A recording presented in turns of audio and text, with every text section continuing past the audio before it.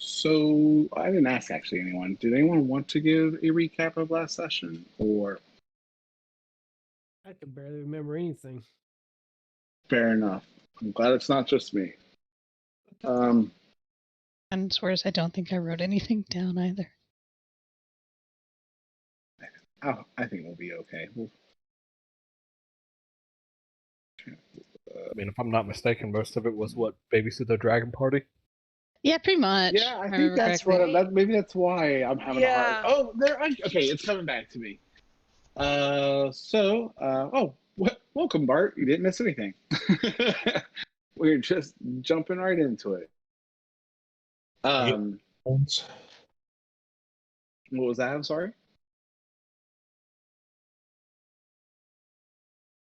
Hello? He's getting headphones. Oh, okay. No problem. So last session we woke up the morning after Yuletide to a newborn dragon. And basically you guys made a decision made a plan on how to like keep it, hidden while you guys were in public places, and how to kind of maybe start taming it, or some ideas of how to do it. You went into Victor and invested in a bird cage that you can strap to your back, which he has created over the days. It will only strap to your back in its smaller form, but it will grow up to 3 sizes. The back size being about the size large enough to like hold something about the size of like a griffin or something. So it does expand to quite a fair bit as your new baby kind of grows. Let's see here. You guys interviewed Bax and made a decision not to hire Edith, but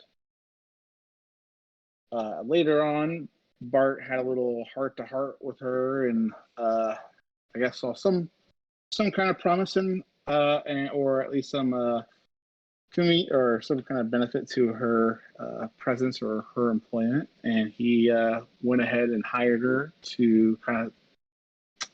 The details were not very specific. Bart, actually, do you recall, or what? I mean, is it just general squire work essentially and journeyman, or are you teaching her certain trades that you already plan on, kind of like, or you don't know yet? I mean, that's fair too. I mean, I don't think she is fit for piracy. I'm gonna be honest. She doesn't know how to tie a knot, so may not even just bother with that altogether. But I can teach her how to be a rogue. Okay. So probably I'm gonna try and make her like a thief, Okay, that'd be interesting. So that'd be something fun to kind of explore.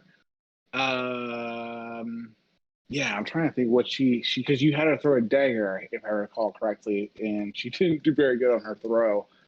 But yeah, it was. But I think she was fairly dexterous. I have to pull up her character sheet again. I think she had. So yeah, that would be interesting to see how that plays out too. Upon getting, a few days had passed after getting the baby dragon. The session really was around kind of like babysitting and stuff, but skipping forward a few days to get the rest of your supplies ready, ink to craft that cage and everything else that you guys needed before departing.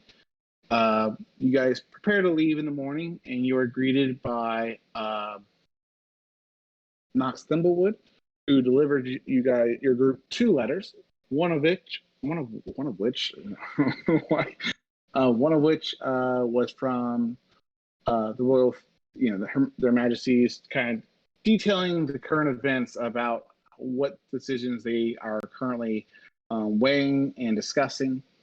They're discussing whether or not they're going to send their new forces, or what forces they could spare to go free Lunda, or if they should go towards King Richard and support them in Nottingham, or if they should make a response to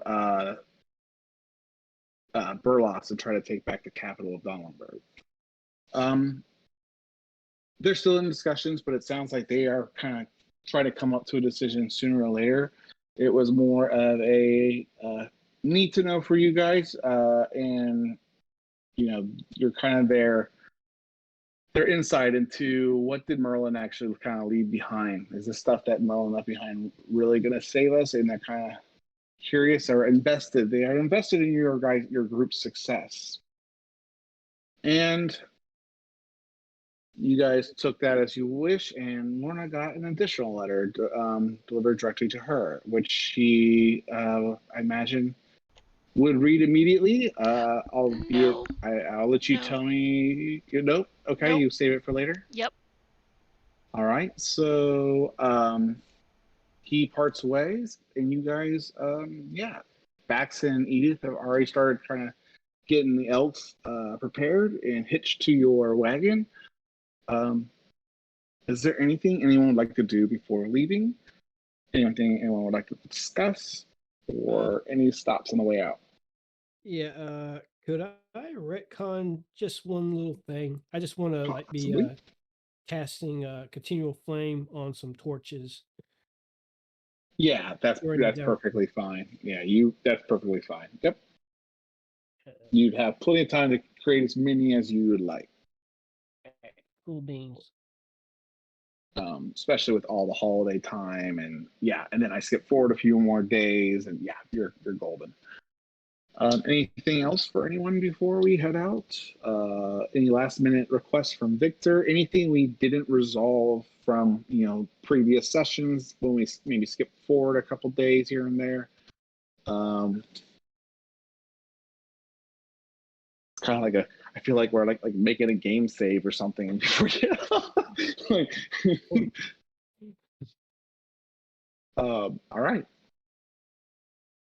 Well then, you guys headed west, following the kind of directions given to you and kind of guidance that you learned from your study in the library and through the several conversations and research into potentially where this great tree could be found on the side of the Wandering Forest, and the village of pixies and fairies that live inside the Western Wood, to hopefully find a solution for you and your group to reach a far off land come to be known as Neverland, where you've heard that the artifact, or where Merlin took one of the relics or keys to go store it securely and safely. Details exactly how to reach Neverland is fairly vague, but you did finally get the last bit of the puzzle where it told you about following the 2 stars north and just keep heading that way until morning. And that's the last bit, but you're looking to see if the fairies can help you with the whole flight situation. So, so you guys get the wagon set, the elk are all hitched and go. Bax and Edith are, just so you actually would prefer to drive the wagon. So, is there anything you'd like to do while you guys are making your, traveling through the hills and lands before you get to the wood, or just what would you like to do during the first couple hours, I guess, into your ride? Okay, first of all, which way are we going? West. Sorry, let me point here. Ooh, there's a new token button here on Roll20. What does this thing do? There's a little torch thing. Yeah, that's where you I think that lights up areas. Okay, cool. Okay. So you guys are heading west.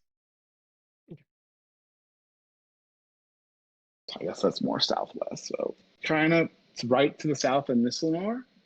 You could make a swing towards Nislanor if you would care to, but you would kind of go about that way. Okay. So you guys are riding over the hills for only a few hours for the same kind of tower that you saw to your west at the corner of your eye when you were first heading up to Nislanor. Catches your eyes again to the straight ahead and to the right. But you, as you kind of approach, it continues to grow in size, and you are now only maybe a couple hours trip to Nisnor. As you guys approach the this kind of crossroads, you're not that right here in the middle. You kind of have the choice or decision to make to keep going to the Western Void, but you will see as you kind of approach that it's more of like a, it's got a kind of more regal feel, I guess. It's not. It's just like it's not just a watchtower, but it's more of like a grand estate with a mansion of sorts, with large towers, of course, with it. But it is a little bit more now that you've gotten closer. You're get a better perspective upon riding by. You'll just be able to make a few more details. The town that surrounds it from this distance just seems like normal kind of architecture that you've seen thus far, but that's all you're going to be able to make out at the crossroads. Do you guys continue south or do you detour north? What would you guys like to do?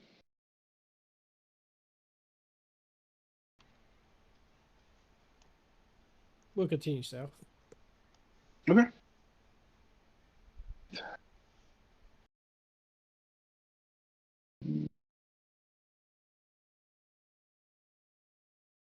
Joseph's gonna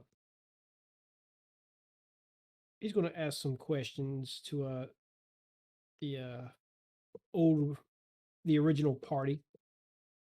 Is like who's this Skyboard fellow? Exactly. You never really told me anything about him.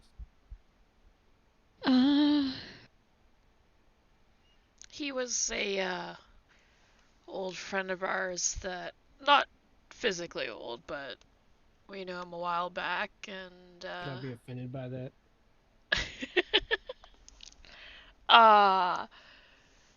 he was a good guy. He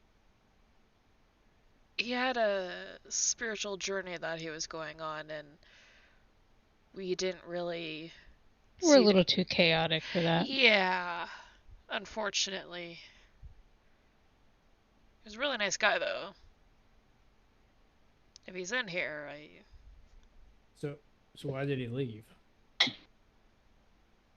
So that he could continue his journey for his people.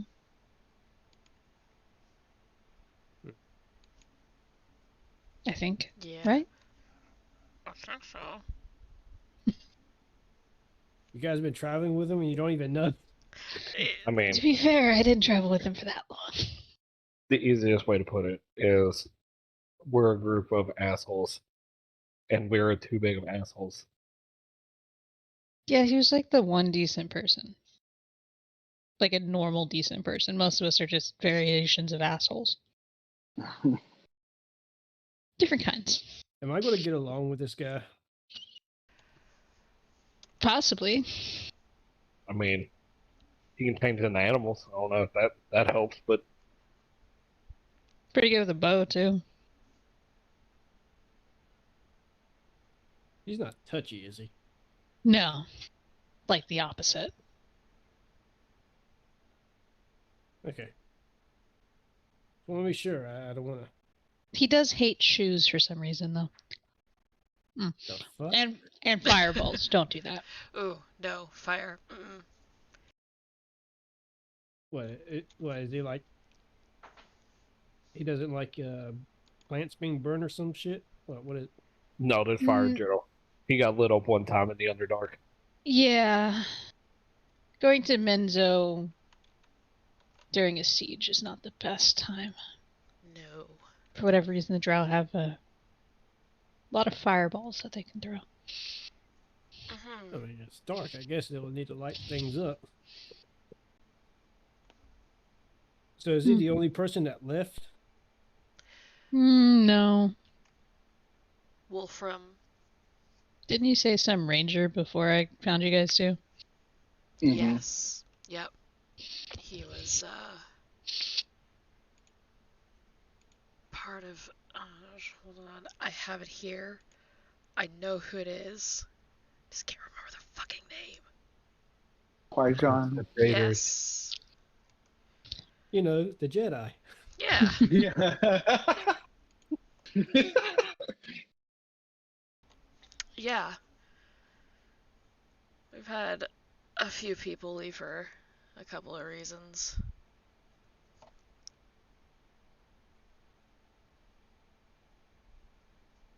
Okay. So far, you guys haven't drove me away, so I mean, that's good. I don't know. Is it? I I hope mean, it is. was I supposed to be trying? 'Cause I mean, I don't know. I mean, you guys seem to be like casting out other people. I don't know what's going on. Are you guys just bad luck or something? What? I mean, considering Well, why the are line you of... still with us? Yeah. Well, for starters, I was given the order to help you guys. Yeah, The but whole Atlantis thing. that was while we were in Atlantis. You could have Yeah. left, Yeah, but you didn't. I figured I could scratch your back and you could scratch mine. I have a score to settle, and you guys are going to help me. And along the way, I'm going to help you. Fair enough. I like it. But yeah, I was only here with 2, 3. Okay, I never met that one guy. I may have been one of the reasons Skybor left. You guys are Wolf. speaking so publicly. Baxleby will just be looking at you guys as kind of, or like, and looking back at Edith, and Edith is just kind of processing all these stories that you guys are going to share. Like, okay, Yeah. there's a flower over there. Let's look at the other bushes. Wolfram left because he had his own thing to do. So that one Okay. actually wasn't any of us at all. Did he say Oh. what it was? Wasn't it something like he was wanting to make weapons for the army? Yeah, He did stay back work to on do that. something. but he was working I don't on remember something. how specific he was. I think it Not was at very, all. I think he was I like mean, he was above the going to work table- on Wolfram was we know- never specific. Yeah, above the table. Yeah, he's making the Iron Giant, basically. Yes. But no, he didn't tell us jack shit. Which, yeah. He may come back. I don't know. We'll work it out. And then I'm not sure why the sea elf left. Sea Elf died. Oh, never mind. Elf. One died. The Sea Elf died, and so did the Ezekiel passed away. In He was the killed. Vulcan tubes. Yeah, but Yep. Anika wasn't there for that one. Yeah, you were having a grand old vacation, weren't you? Oh Yeah. yeah, gladly. You might have So seen much him in fun. passing, maybe. Like I may have seen him in the Shadowlands. Yeah, He maybe. went back looking for you. Oh, that is so mean. Honestly, She that had sounds like no his idea. problem. I was the one that'd be hard to miss there. Everyone else looked this fucking same. And then there was the blue guy. What was his name? Azure? He was Azure or the no, not What? not Azure, not the Sea Elf. I'm thinking of the person that was from Olympus, that area. It was the son of a god. What? What was his name? Oh shit, that's an option? Got a No, backup that- character idea now.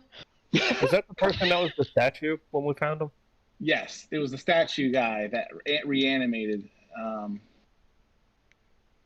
can't remember if he went off to do another thing or if he returned to a statue form because of, I can't remember what happened, to be honest. I have to go back to my notes. I don't remember. Like, I remember we sent the Sea Elf to their death, and then I think the one went with a bunch of the Atlanteans to try to help him out and keep him safe or something. Mhm. I think that was the last we ever really spoke of them. Yeah. A lot of them did die in the collapse of Atlantis. Yeah, there was because there's a lot of people that perished. It was easy to write some players' characters out and that into the sunset. But I'm sorry, I interrupted you. What you guys were talking about in character, so continue if you guys have anything else you guys would like to discuss or other questions about. Or I know Baxis has questions, but I don't want to interrupt what you guys are asking each other. All Yeah, right, so let him Nika just interrupt. goes on, like, yeah, a few died, but Wolfram, Josel, apparently the Ranger were the only ones that left. Two of them, I think, were, like, personal things. And not Josel, Skybor. Wrong name. Skybor, Wolfram, and the Ranger. Skybor, there were reasons. We'll leave it at that. So, Mr. Myrtle, being the oldest one here, you guys have a lot of great adventures before you came to Espa. And he's just kind of like he's just gonna pry into you, into your personal life, just asking you questions and So like slowly turns and looks at him, like, and then like slowly points his finger at at Bart and like, he's the oldest. And the book by its cover, boy. But Josel, that doesn't mean you don't have stories to tell, Bax.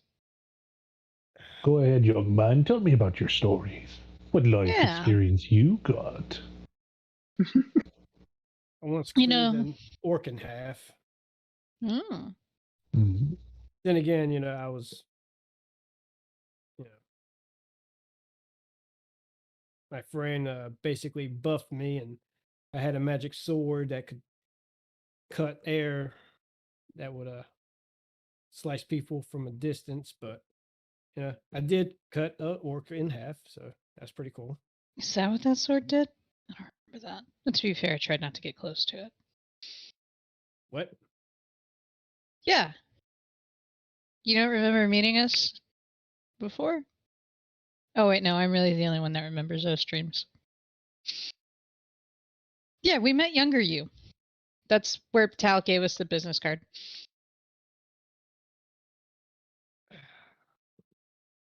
He rolls his eyes at that. Yeah, Tal's way more of an asshole than we are. Who is this Tal to you? I know he was a party member of yours. A wizard. Yeah. He we pretty much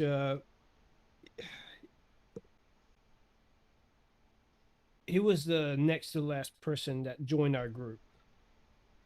He was we were in search of a more in-depth spellcaster than myself, someone that dedicated to the arcane arts. He applied, and he had a pretty good resume, being a former student of Merlin. That's right. Yeah. But that seems to go to his fucking head. Yeah, that about tracks. And that didn't work. it's /W space and whoever you're trying to whisper to. Whoever you're trying to whisper to.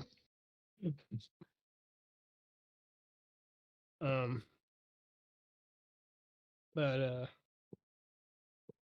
yeah, he could be a bit of a problem. We used to pool our gold together. One giant pool of gold that we all shared. That was a terrible idea. Learned that quick when he joined the group. He likes to spend money on things that benefit him. Spell books, scrolls, which not so bad as long as something that we all could use, but it's mostly going to his spell book. Ah, one of those people. Yeah. he constantly tries to undermine me. Usually insults me, calling me like a fool or Nimrod. I mean, yeah, I'm not as smart as he is, but I'm not dumb. But No. I don't know, I think he just doesn't like the fact that I was trained to basically take out spellcasters. I think he finds that as an insult, I guess. I don't know. To be honest, I was a little insulted when I heard that too. So I mean, how is that an insult? That they Yeah, that should be train a somebody compliment. to specifically try to take you down. yeah, it's kind of more slightly terrifying. I guess insult's not the right word. I was nervous about that because some people with that ability, like anyone with certain abilities, don't necessarily use it the right way. I mean, there's people with my type of abilities that wouldn't let you sleep through the night if they wanted. Yeah. That's why seeing a stranger, who's one of the first things out of their mouth is, I was trying to kill mages, a little scary. I mean, he was just giving us his resume, and he was introduced by the royalty. It's not like we just picked him up at a Thing to bar. know. Hey, Like my it- feelings are what they are. I mean, it'd be a little bit But- different if it was like Bart was like, "Hey, I slayed mages, and we found them, at the bottom of the ocean." That I'd find a little less terrifying, and I cannot really explain why. It might be the How you armor. kill them. Well, to be fair, And I the fact can that kill he was a mages. skeleton. Just need to get in close. I think it's just that he's more charming than I am. Gotta work on that. Smile a bit more. You have charms in your own way, old man. When I was younger, yeah. But now I just... Yeah, Yeah, Youngie was fuck. kind of cute. But, Was he? I wasn't around in the dream long enough to tell. He was. On a certain, like, clean-cut, squeaky type of charm. Oh, he was a Boy Scout. Yeah. You still look And good compared now, to the rest of Josel. the group, like, it was very contrasting in a good way. I think it's interesting how, just think about this real above character that how Bart and Joseph seem to get along, but how polar opposite their backgrounds seem to be. That's a good point.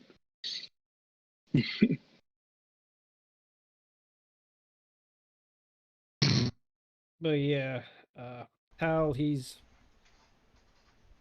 handful. always been, yeah, well, that's putting it lightly, actually. He's the reason that, Bridge Snapper is dead. Which one was that? That was the big guy. Oh, the one Lorna was fighting? Not The Goliath. him. Mhm. Ah, He was a sweetheart. he was. Yeah, it's my best friend.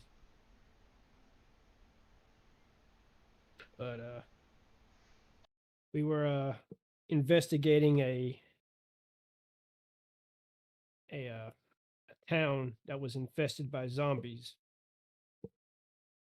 We believed it was going to be a necromancer.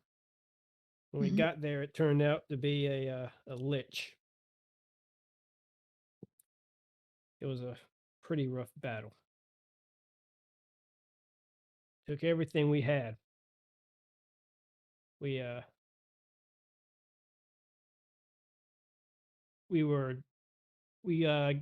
saw the what's that thing called?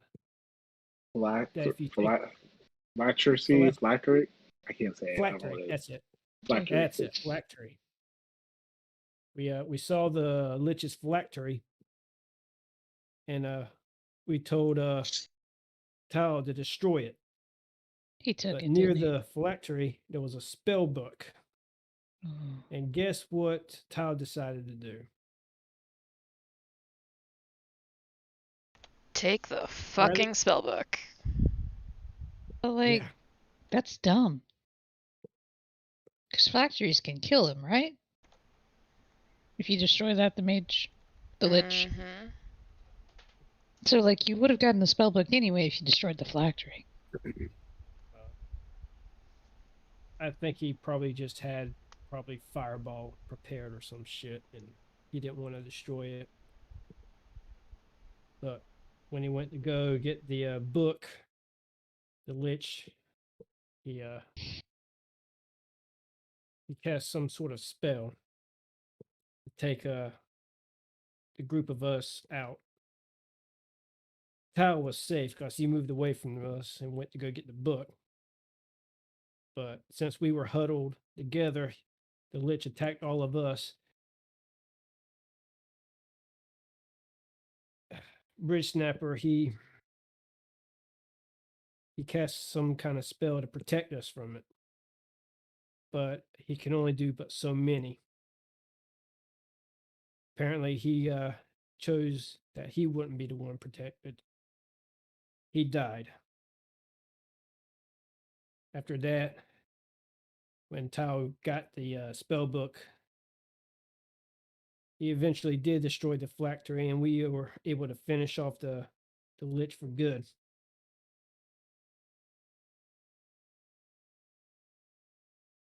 He had no remorse that Bridge Snapper died.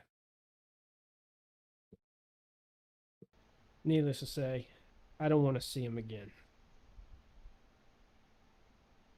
Understood. Josu grabs the sash around his waist, that blue sash. This is what's left of my friend. And you guys would recognize that sash as the part of Storm Ridge's clothes in that one shot. Hmm. I'm sorry you had to go through that, Josel. It's tough losing friends. Yeah. We pretty much split up after that. Haven't heard from the others since. Well, I heard rumors that Liam, he died a few years back. Heart attack, from what I've heard.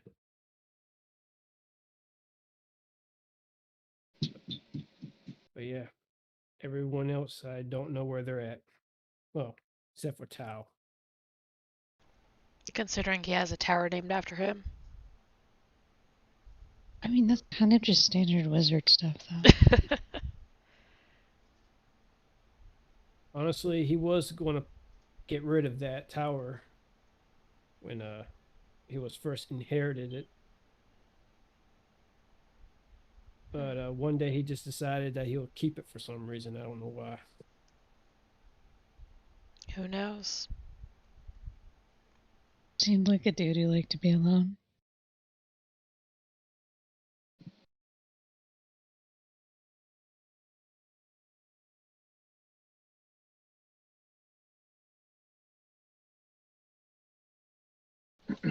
Well, we're close to the forest and gonna go see some fairies. That's gonna be fun. Yeah. Yes. So, remember, they are Fae. Don't accept gifts. Don't tell them your real name. Don't say thank you. Are they allowed to know my dragon's name? I mean, that's up to you as a father. Yeah, so let's figure out what we're doing here. That's gonna have to be a thing now. And unlike familiars, they do have a life span. So what are you planning? What are the plans for the dragon as you guys are approaching the wood in the wagon? Are you guys keeping them in the cage while you travel, or are you letting them for the cabin?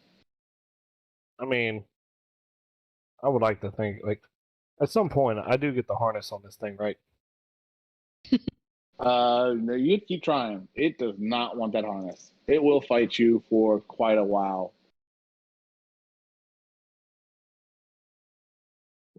It'll be a struggle to eventually. I mean, you keep trying. It depends on how aggressive you do plan on being. It will probably have to be a straight out fight with this thing. Not fight like to the death, but like actual wrestling it to the ground almost. I feel like at some point, my patience would have ran out. So let's go ahead and do that. Probably like day See, one. Lorna Just would come knocking over out and be cold. like, you should do good parent, bad parent, and really you should be the good parent. So if you want me to try and force this thing on it, I will. So let's go ahead and role play that out, I guess, real quick. As you guys are making your way over there, you see Cronus in the way. I guess Cronus is in the wagon cabin, trying to convince Umbra to go into its harness. It just has zero interest at all in being leashed. But you said you would like to go to a kind of like into a situation with it. So you are no longer trying to handle it. You are trying to literally wrestle it at this moment. I just want to make sure I understand. Because if you so, then this is going to be just an athletics check. Yes. And I need to double check if I give you a character sheet for it. I mean, you don't want it to be mad at you for the rest of its life. It needs to learn who's in charge right now. I mean, that's kind of true. Okay. So just to be clear, from like the other end of the caravan as I'm watching this, you two are parents now?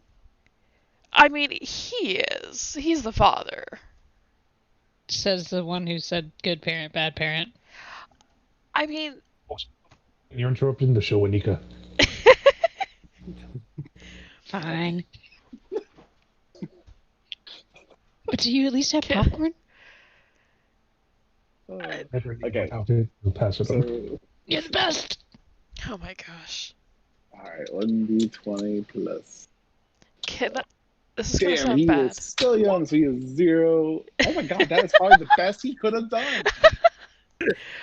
I was going to say, That is can amazing. I assist What am I using? Cronus? Athletics? What do you want to do? I'm sorry. I was going to say, you could... Yeah, I was going If to, you're- like, hold him and, like, maneuver the wing gently and, like, try and do this as, like, gently as possible.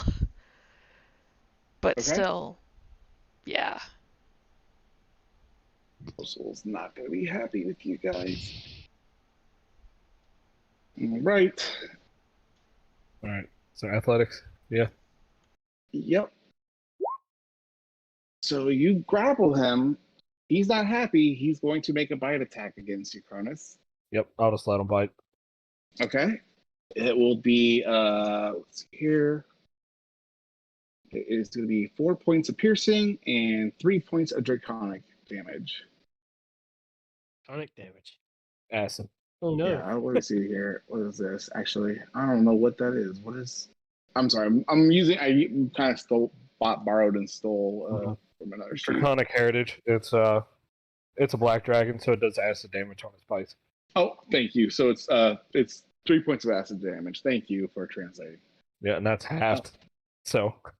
Okay, you would like to try to get the harness on him. Let's go ahead and do another. That's going to be another athletics check to try to start putting this thing on him, like really kind of hold him down. Actually, you know what? This is going to take some finesse. It's not just simply strength now. Now it's actually trying to get it, like getting his arms through the loops and not get bit in the process. And so let's do acrobatics. Or would that be sleight of grapple check. hand? To get it on it is him. still. It's not that he's trying to hide it. It's just it's very hard. It's very dexterous that he's trying to Okay. zig and zag out the bites and stuff without getting his hand bit to the best of his ability and try to like because he's Okay. fighting. He's flat out fighting you guys right now. Okay. Like, it's not like a pet situation. At this point, he's a hostile creature towards you guys. Mm-hmm. Okay, let's see how he does this time. Is your pet swap? Roll out front. Oh, you know what? That's cool. All right, so you get a little bit further with the thing, but it's pissed off. And you will see it start to, like, you've seen little bits of it before the days prior, and he starts to generate this acid in his mouth, and you see this little baby dragon just breathe acid at the harness, and it lands on the harness and starts to melt it away immediately. It then falls. The acid continues forward I will stick my hand so it doesn't. Line. What? A 10-foot. Can I shove a piece of meat in its mouth? I'm not going to say that it's going to be 5 feet wide. Yeah, it goes beyond the harness. As you guys continue to try to fight with it, and it's pissed off, the acid that doesn't completely hit the harness hits the wagon, and it begins going through the floor of the wooden wagon. Oh, shit. I mean... What's that smell? Nothing, Josel. Just keep driving. It's fine. Guys, close your eyes.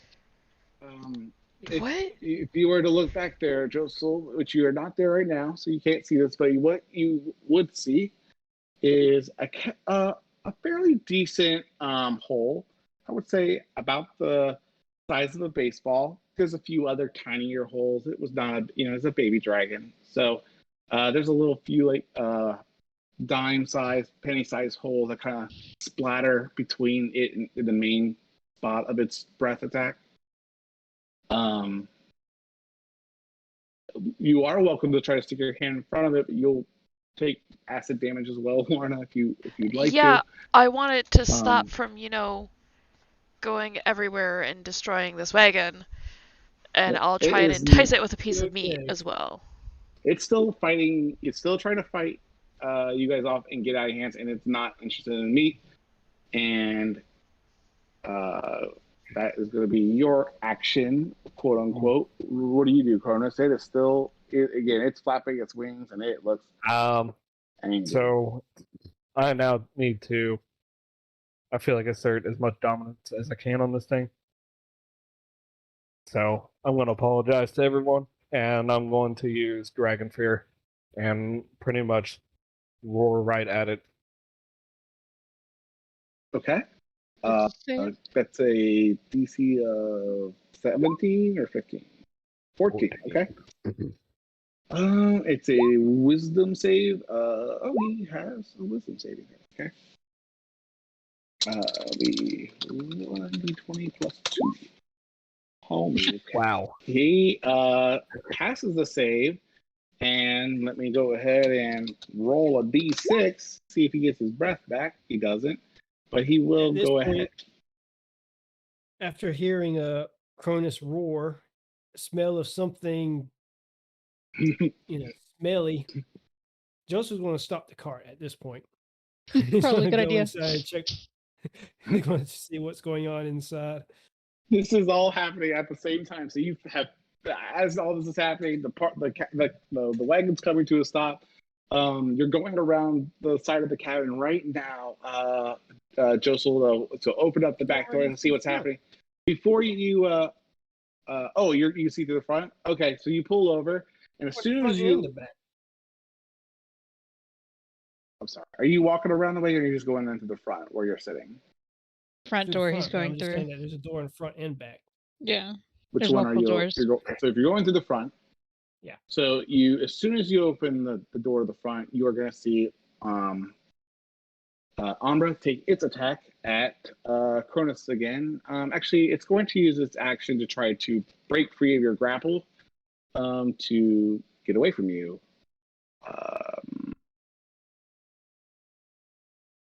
Yeah, let's see here. That's going to be strength again. So it's just 1d20.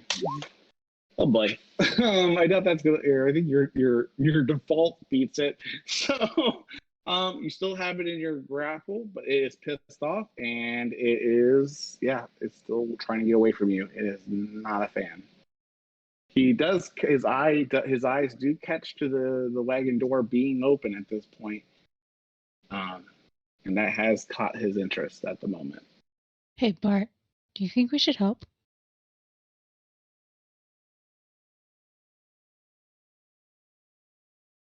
Cool. I feel like Bart's just silently sitting there watching the whole thing.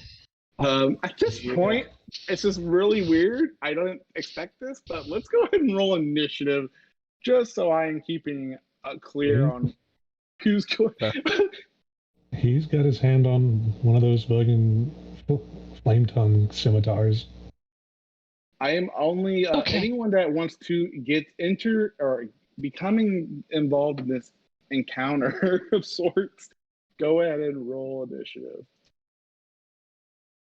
If you want to be, it doesn't have to be combat. It could be you want to attempt to calm the animal. It's just I want to have some kind of order to the chaos. We need token, or how are you guys Drag getting you those out. on? I don't know. I'm trying What? to see how. You can drag it out. So, like, go to Yeah. the What? where your character sheet is, click Oh. on your name, drag. Yeah, it's like the one time I actually gave you a token and character sheet before you asked for it. What? Also, you have one out, Lorna. Yeah, because I just dragged that on. Oh, yeah, fair. there you go. Where is? I Okay, don't let me- that's see fine. it. I don't Okay. see it. Lorna's? It's I'm over. good. Oh, son of a bitch. It got deleted. Oh, I got you. I see. All right. Do you want me to do it or you got it? No, I got it. I see you guys are all on the side. It's fine. I'm not panicking. There we go. Add I'm not something. panicking. You're panicking. Oh, Ah! here we go. I I mean, can. I have a just add a plan. custom item. I didn't know I could add a custom item like that. That's amazing. Nika has a plan. She just wanted to see what you two were gonna do. What's his initiative? A solid 10. You know what? This baby dragon's got spunk and I like it. God damn it. Let me type it in there, though. All right. Descending. Where do I go? Descending order. There we go. So Josel, you open the door and you see this happening, and you see the acid in the ground and all the things I described previously. All right. Joseph's going to close the door behind him. He's going to approach and then be like points his finger at the dragon and with a really stern voice like knock it off. So what would that be? Intimidation, please. Intimidation. I was hoping animal handling, but okay. Nope. You don't know that. Oh, he rolls well on the everything else but breaking free. So you'll hear it kind of screech back at you, and it's just still not a fan of anyone in this cabin that's trying to keep it, manhandled at the moment. Bart, the door shuts right behind. You were riding up front with Bart, right? Who was all outside? I guess the cabin. I guess we should establish that. No, first. Bart was back with Anika. We were watching these two try and harness a dragon. Okay, you guys are all We're in it. Yeah. Got it. Okay, sorry. I didn't do a good job of figuring out where everyone was prior. I didn't. It's kind of evolved into something a lot more than I thought. So, I'm sorry, I lost my train of thought. So Bart, is there anything you'd like to do or are you just watching? I am checking out my flame tongue scimitar that's activating, and I'm going to use my new feature, Panache, Panache. as I'm essentially going to make it focus on me. Wisdom, insight check. Okay. Yeah. So, And I guess I'll be whistling at it tauntingly and kind of swirling the blade around. Twirling What it, language do you speak? What languages do you speak? Common, primordial, thieves' cant. Cool. You currently don't speak any of the same languages right now. He will probably start with Draconic once he eventually develops the ability to speak, and then eventually common. Because he does have an intelligence, but yeah. I mean, I don't want to attack it, but that's like the only thing to do. Because I wanted to do that to be like a dodge tank and get its focus on me. So. You know what? Let's just do it. Go ahead. No, let's do this. You know, I didn't read the whole thing. Let me get over the mechanics of it, and let me just read the entire ability. I'm sorry. I kind of went right into lawyer mode and not try to appreciate the whole thing that you're trying to do. Let me read the rest of it. My weaknesses, I kind of go right to 1 + 1 = 2, but lose sight of the whole thing. Yeah.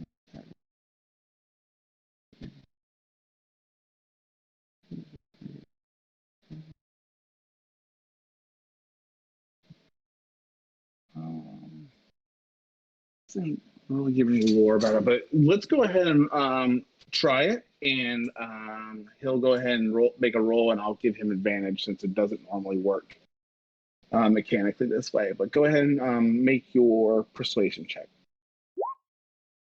and then by creatures wisdom check, which I think everything for him is 0. So, but it's a check, yeah, not safe.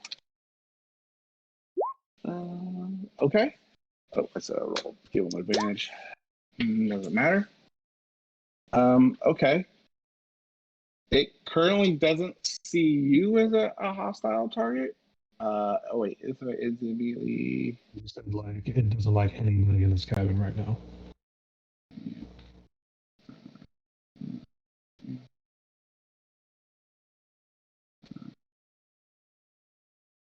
Wait, if to see on the check, the creature is hostile to you. If disadvantage on attack rolls against targets other than you, it can't make opportunity attacks against others than you. So it's not charm, right? Oh, right? it's just focused on Bart. Focus its attention on me. Okay. Sorry, I thought it. I don't know why I thought it calmed him, but okay. He does seem to be extra pissed off at you right now, and he's still kind of examining everyone in the cabin. But yes, he is extra aware of you. But currently, I would say Cronus grappling him has got his immediate attention.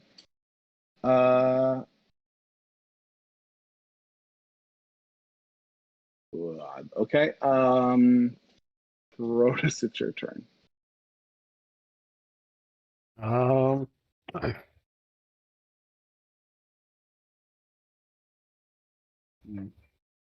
Let's go with in Draconic. I'm going to be like, going outside. This is the only way, and I'm just gonna continue to hold it down until I come up with a better idea.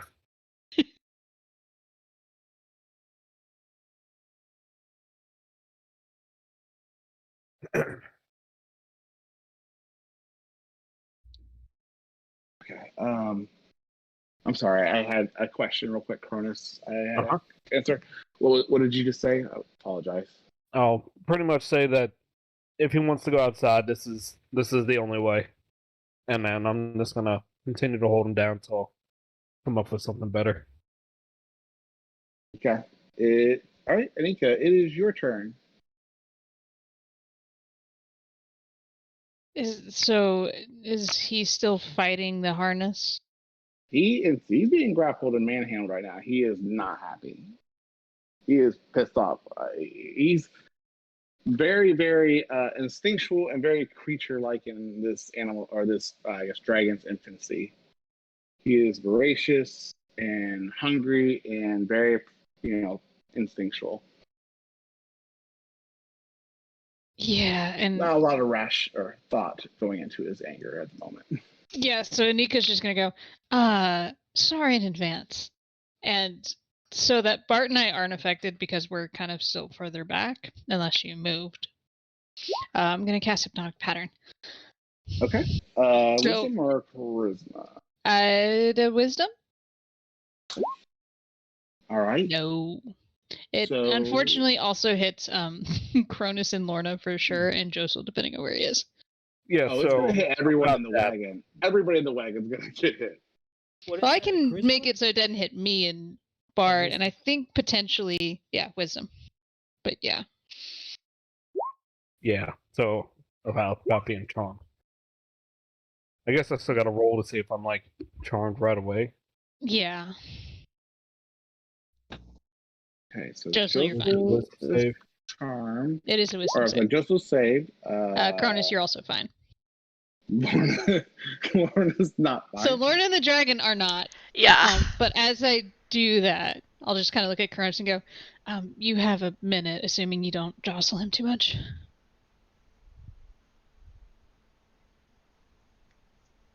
Alrighty.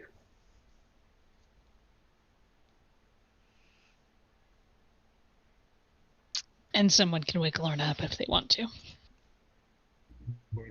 Just shake her shoulder.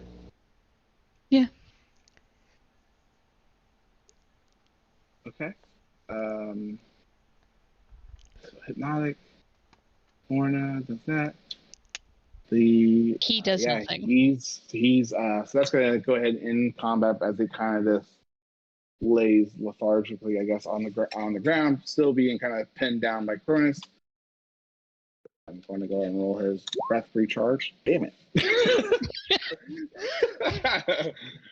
But he remains on the ground, and yeah, combat's at a conclusion. You guys may go ahead and role play this scene as you wish, as Cronus is currently sitting on the dragon. So, Don't Just get to- to my fucking floor. just to be clear, you bought a It's a bad harness. thing, okay. Hang on. You bought a harness for a dragon that spits acid and didn't make it acid proof? I mean, the cage is acid proof. Yeah, I but was like, hoping Damn that cage. once it was on, it wasn't going to be able to actually spray itself with acid. How long do these things stay like that? I don't know. Lethargic like that? A minute. So you better get moving. No, I mean dragons. How fast are they aging? Is it like elves? I think it's probably like elves So you're going to be dealing with a toddler for a long for time. years. It's an adult iguana with wings at the moment, and it will probably grow up to be larger than I had to look it up, but Oh yeah, but like, So how long for the does that next take? couple of years, maybe even it's 10 maybe years, up to 5 years before it goes. you'll be into dealing with next. the equivalent of an infant. Yep. Mm-hmm. How long do you plan on living? Mm. It depends. His mental state may not be baby for the entire 5 years, but yeah, he's going to be a baby for a little bit. But you should probably get that on and then put him in the cage. Also, does the cage stop him from spitting acid out? Nope. You might want to put him outside. I mean, honestly, I plan on taking him outside as soon as we get this harness on, and then hopefully he might understand. Like, if it's on, he can be out and about. He can fly around a little bit while he's tethered to the harness. Probably a good idea, but you got like 30 seconds, or if he spits another hole in this thing, Joseph might kill you. Yeah, let's get that harness on. But I won't promise nothing. That harness is no longer without repairs. It will. Ah, shit. I need something Does stronger. anybody have like mending? iron. Does Faye have mending?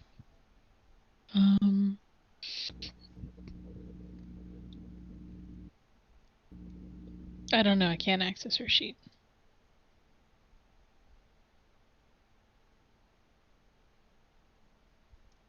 But either way, mending takes a minute to cast.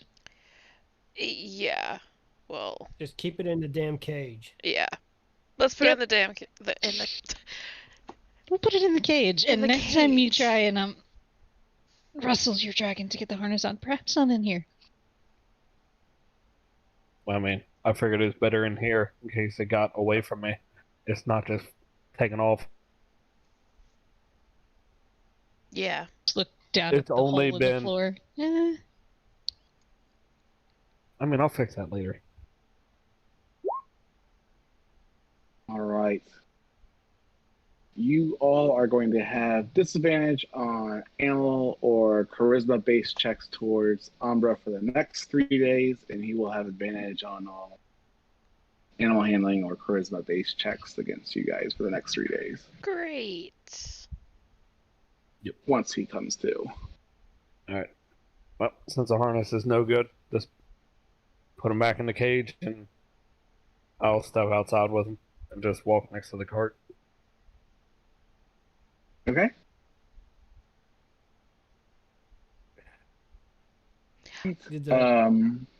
Did the acid go all the way through the bottom of the wagon, or just a panel? It started to go through the entire wagon. He's a baby dragon. I'll say by the time he gets to the bottom, it's only like a little, the size like of a dime or a penny. So yes, you can see through. It did go all the way through, but it's not a massive hole.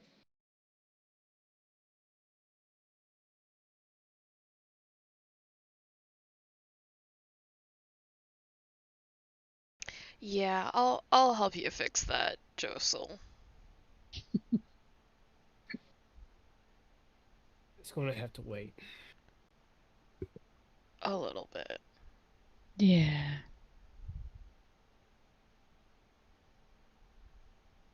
No,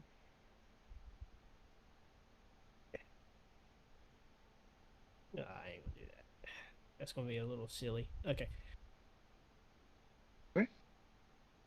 He's gonna go back out and start driving the wagon again. You continue forward, moving the wagon towards your destination, and you see that you already kind of saw the tree line of the wandering forest up ahead. This little detour plus the amount of time it's taking you has kind of bring you kind of to the later afternoon hours. It's not nighttime yet, but in the winter it is starting to get a little darker earlier. Aren't we heading not towards the wandering forest? This forest. Yep. Oh, not the wandering. I'm sorry, the western forest. I'm so sorry. Yep, you're right. I was like, wait, no, we went the wrong way.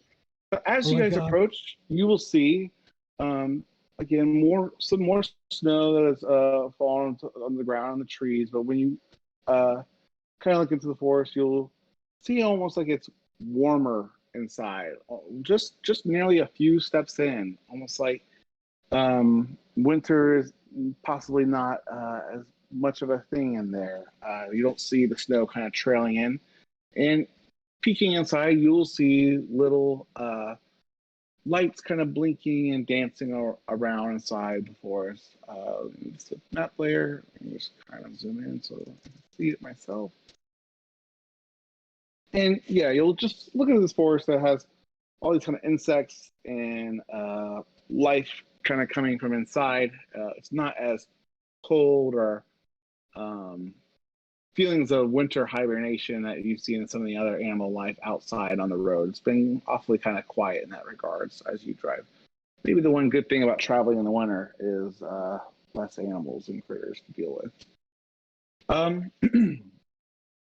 As you guys approach the edge of the wood, Bax and Edith will go ahead and start tending to the elk and make sure that they are okay.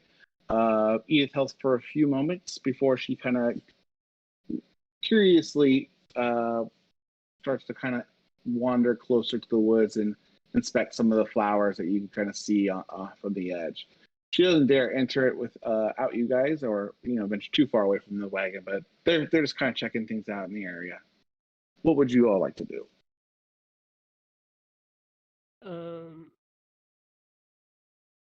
So are those like fireflies or will-o-wisps? You could probably get a little closer to check, but it's you think some of them are insects. The others may be will-o-wisps.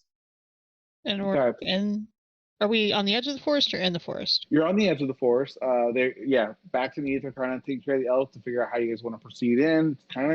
You probably can get a little bit further in with the wagon, but it will at some point probably need to be collapsed. I just basically trying to figure out how you guys would like to proceed. And travel for, do you guys try to creep through, just kind of head towards the heading that they gave you, where it was very broad, and see if there's anything or anyone or any way to find Well, your it's next. dark, right? It's still kind of it's getting to be like sunset, so it's still day. It's late day. Early Do we evening. want to go into the fairy woods at night? Probably What's the difference? not. What happens at night? Faye. Well, actually, I don't know if she would know that. They just kind of seem like more happy creatures. That seems Ominous. Yeah, the other option is, do you want to camp in the Fae Woods? No. I mean, we're going to have to eventually. Yeah. Maybe, but doesn't have to be this night. I just feel like I'm overdressed now. What, in clothing? Yeah, because he bought the that fur cloak. Oh, yeah. You wore the hell out of it, Josel, on the way. I will say you look good, sir.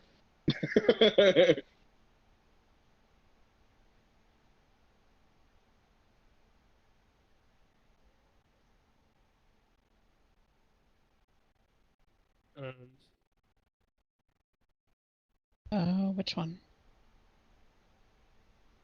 We're gonna stay here. We're gonna Let's stay out try here. and follow the fireflies. I think that's a good idea. Which one is a good idea? I mean, if you're wanting to follow the Fireflies, doesn't it need to be nighttime? Anyways. That's Yeah. what I was asking. Are we gonna do that? Or are we gonna sleep here? Let's just sleep. It's... Okay. I'll just have Ichabod look ahead.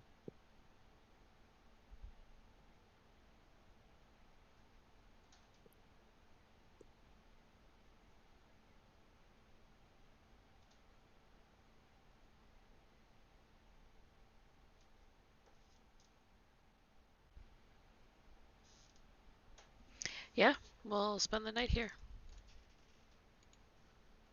You're muted if you're talking, Nick. Oh, thank you. Are you guys doing the tiny hut? Are you all staying in the wagon, setting up a little caravan? How would you guys like to camp for the evening? Oh, Josel. So Joseph's down for the wagon. You do have a total of 8 people traveling with you. I think the hut handles up that. Is it 10? It handles up to 9. 9. Okay, so you could do the hut. You could also do the wagon. You guys can do a little bit of both, or whatever you'd like. Just Bart, I imagine you are just in hangout mode. Maybe where would you like to set up for the night? I know you don't really rest, but you kind of go into like a meditative kind of state where you are somewhat. Probably a tree overlooking like the group. Okay. He's gonna see what it's like to be a ranger. Yep. A land dweller. Right by a All lake right. over here. I mean, that's true. Yeah, Could go fishing. You are probably a little bit of a walk away from the lake. That's always, that could be a quick half hour walk to the lake if you ever wanted to. And Bart is never seen again. And roll for initiative. Okay. So I'm sorry. So Bart's hanging out in the tree. Josel, you want to sleep in the wagon. Cronus and Lorna and Nanika and Faye, I imagine, would probably be out for wherever the majority of the group stays. And what do you 3 would like to do? Lorna's actually going to pull Cronus aside and just go on a quick walk and open up the letter that she Okay. got from her brother.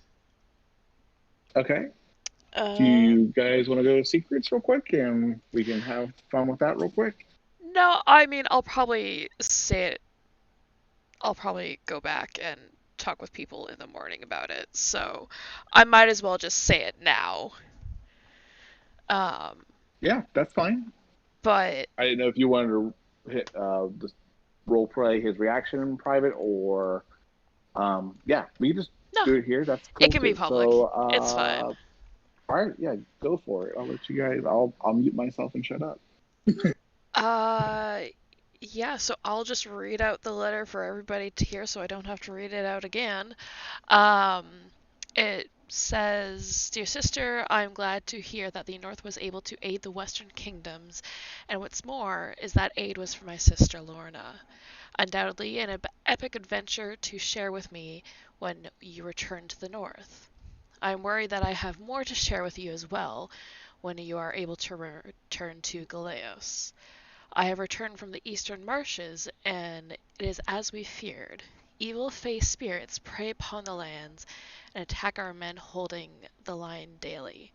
But the forest is a wall of trees and bush and thorns that grows forward gradually, pushing the armies back until we can chop it backwards.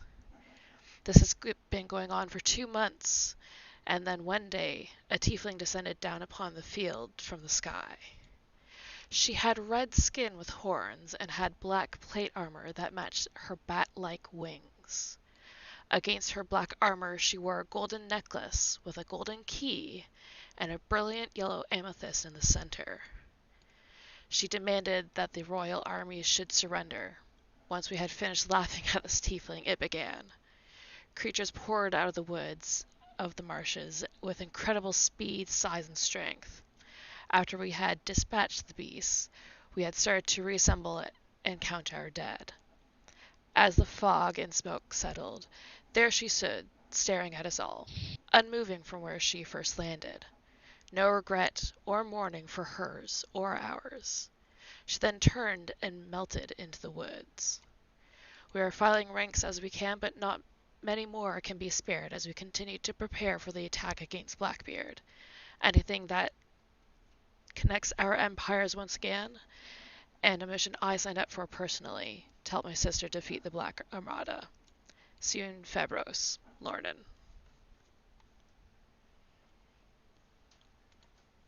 So that letter came through, Cronus, and yeah, that's a bit disturbing. Yes, it is. The tiefling's a bit weird. Yeah, do you think she's related to Quill? I mean, Or am I just being, very well could be.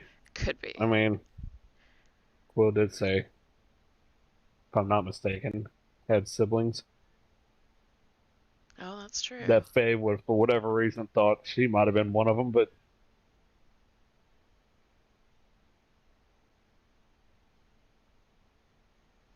But yeah, yeah.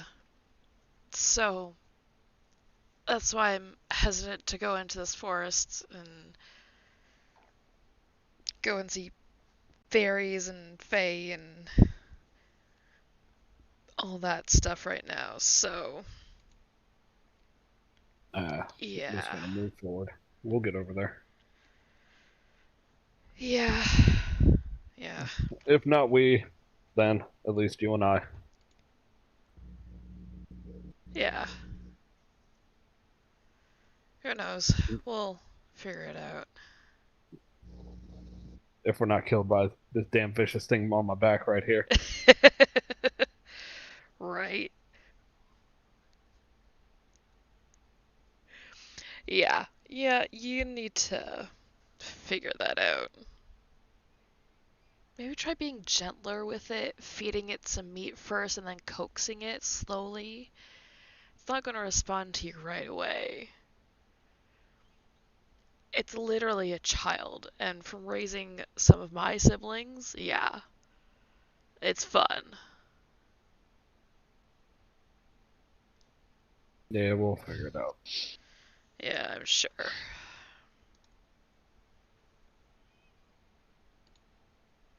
Well, I just, wanted to bring that up before, we go in here and shit happens, but...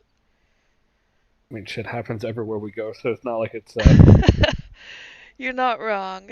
You're not wrong. But I do hope we get to go back and see them. I'm glad my brother's safe. Yeah. But...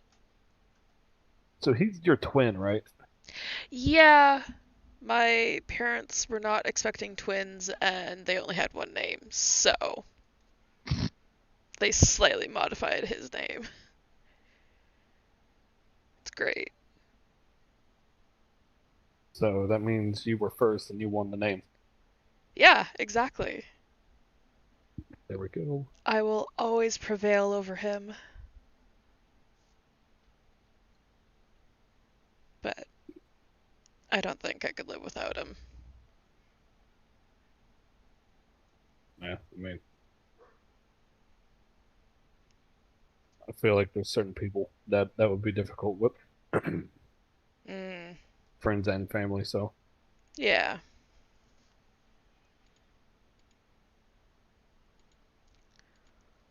Well then, shall we try and get some sleep before we go into this fucking crazy forest? Yep. I'm going to. The, how active is this thing on my back right now? The dragon.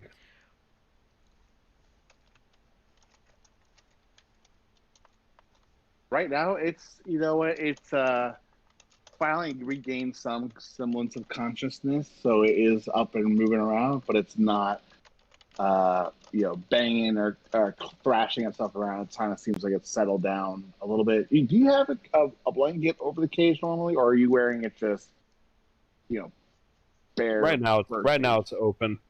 Okay, so yeah, it can see out, which it's kind of assessing where it's been moved to. It's not in the wagon anymore. Excuse me.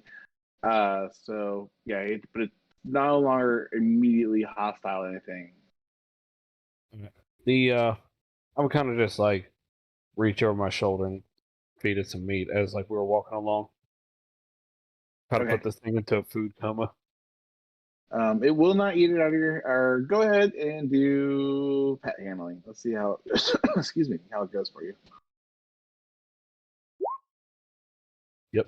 It won't eat it from your hand, but it'll wait for you to drop it in its cage and then eat it. Yep. Nope, that works. As long as it eats. Yeah, it's like just keeping an eye on.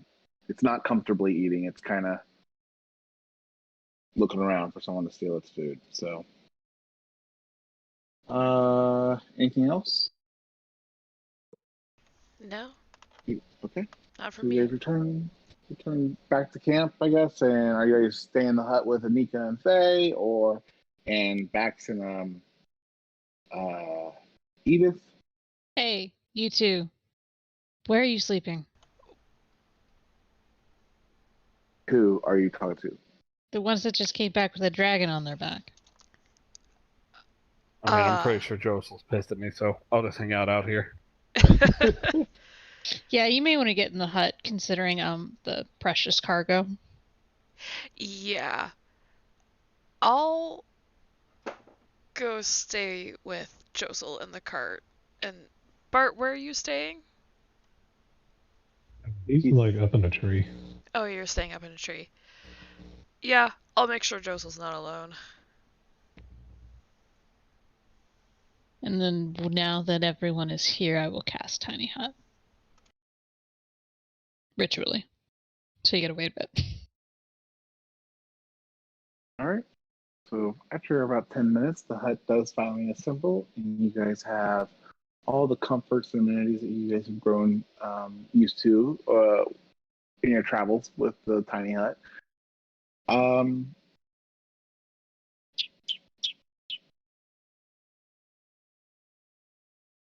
You will see Bax and Edith having kind of a private conversation, but it looks like Edith is describing some of the little flowers and fauna that she has gone ahead and collected. They're just kind of having their own little sidebar chat before bed. Does anybody else want to do anything before sleeping, or we'll move on to what? Joseph will send out Ichabod into the forest ahead. Oh, okay. How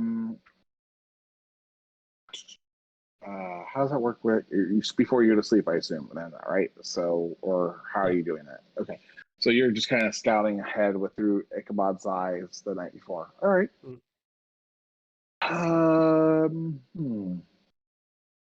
Okay. So,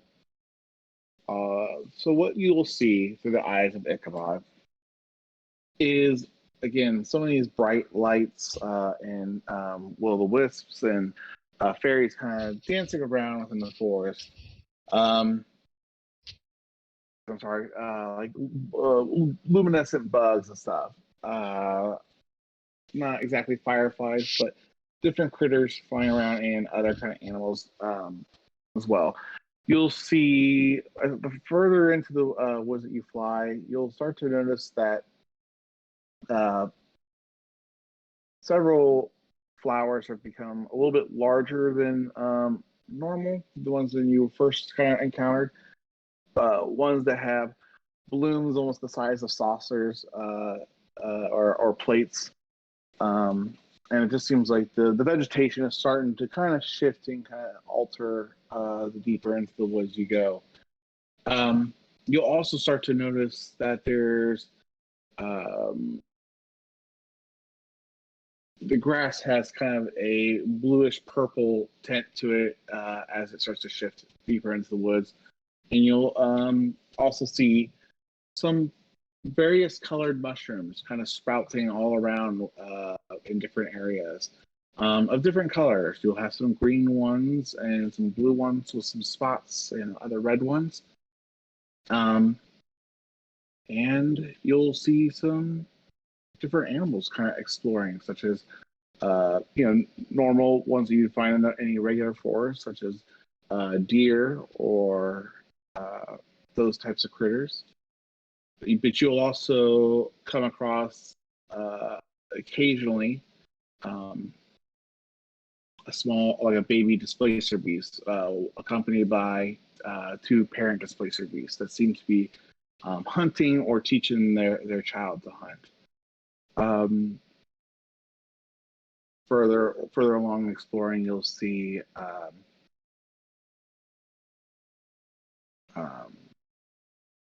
actually, that's pretty deep into the wood. I would say that's about that's kind of sums up a lot of the things you're seeing, mostly animal life. Is there anything particular that you're hunting for? And we can do maybe a specific type of check for. I'm looking for anything that could possibly be a threat to us when we enter the forest. Okay. I want to know. Yeah, you would have seen some creatures like the displacer beasts, large deer, larger creatures like bear. So several different types of I don't want to say monsters, several different types of animals and creatures and fey-like creatures exist in the woods right now. But none of them seem actively hunting you. They're just living. They're just existing. All right. I'll resummon Ichabod to me, and I'm going to have him outside the wagon, keeping watch while I take a sleep. All right.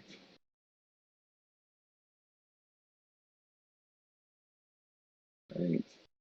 Anybody want to say or do anything before they settle in for the evening while the six of you are in the hut?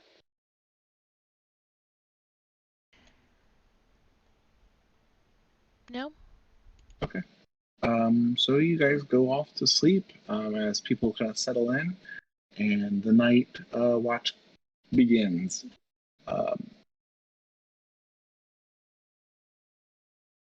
Go ahead and make me a perception check Bart, and a perception check for Ichabod, please.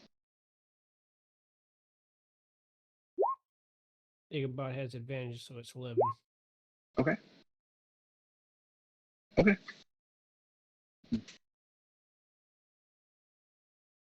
Oh, yeah, 23 thanks to Eyes of the Eagle. Okay. 21 is still good for this to catch your ear. If you're looking, we can do that. So looking around and reacting to just the natural sounds that you are starting to get a hang of, the rhythm of the trees, the way it winds, the way the wood's bending and creaking. But all of a sudden, the creak that is not as organic with the shifting of the trees catches your ears as a branch breaks. It's pretty deep in the woods, but it's a decent size. Not deep. I'm sorry. It's a little bit into the woods. Maybe 30, 50 more feet. But it's a decent enough crack that the branch had to be substantial, meaning whatever critter that stepped on it had to be fairly decent size as well. Time passes on. You don't see anything approach the tree line for the first few hours. You kind of go more into your meditative sleep. Do you stay up on the tree while you kind of go into more of your nighttime mode?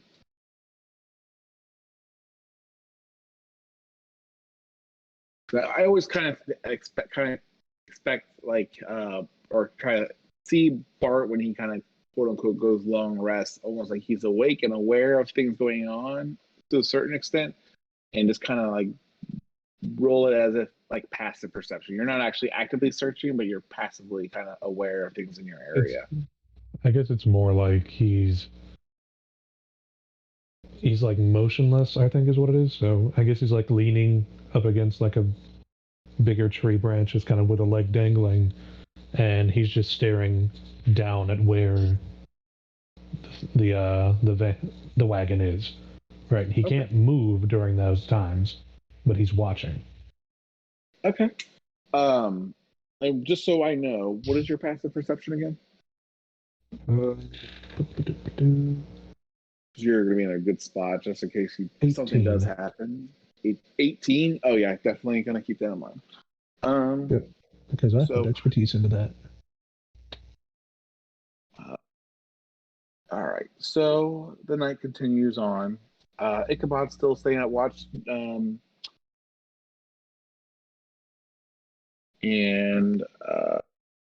Let's go ahead and do another perception check for Ichabod. We're about halfway through the evening at this point. 18.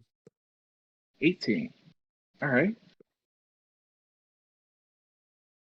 You will see something kind of appear in the tree at the tree line at one point. It's got. I'm sorry. You won't see what appears at the tree line, but you will see the tree line rustle and the branches shake just enough to tell that a critter or something had just moved to or from that area.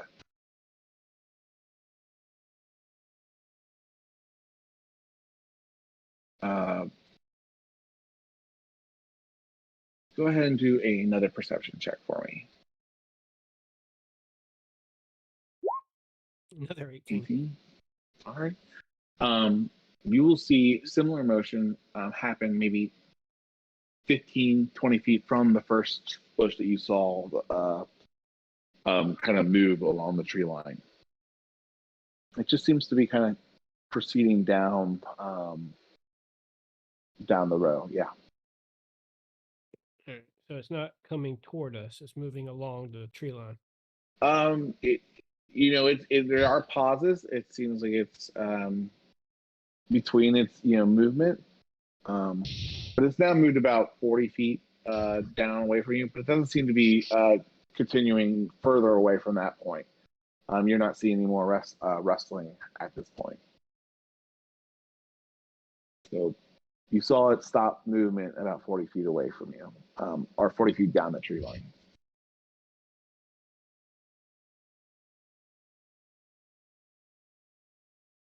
Um, is there anything you'd like to do? Joseph's sleeping. Ichabod's keeping watch. Okay. All right.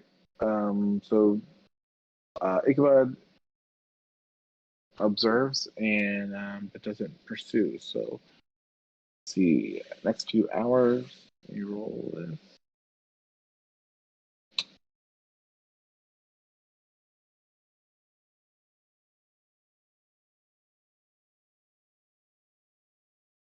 All right.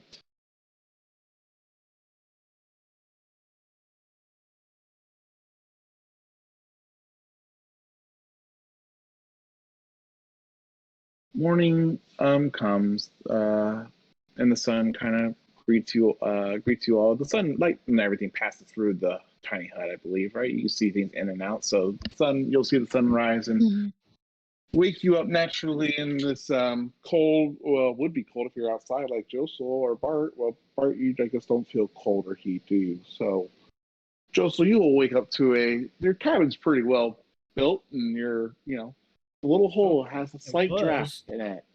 There's a slight draft right where you're trying to sleep the night before, but you get a great night's sleep, and it does hold up to the colder temperatures. What would you all like to do as you kind of come together for breakfast and just getting situated for your day? You all kind of group up in this morning. All right. Josel, you might want to get the stuff out of the... Well, never mind. You may just want to collapse the RV. I don't think it'll fit through those trees. At least not for long. Let's see what's in my... Let's see. I'm not going to need no bow, so we'll put that. Yeah, we should also probably be careful about attacking things in this forest. I will take the continual flames. Thank you.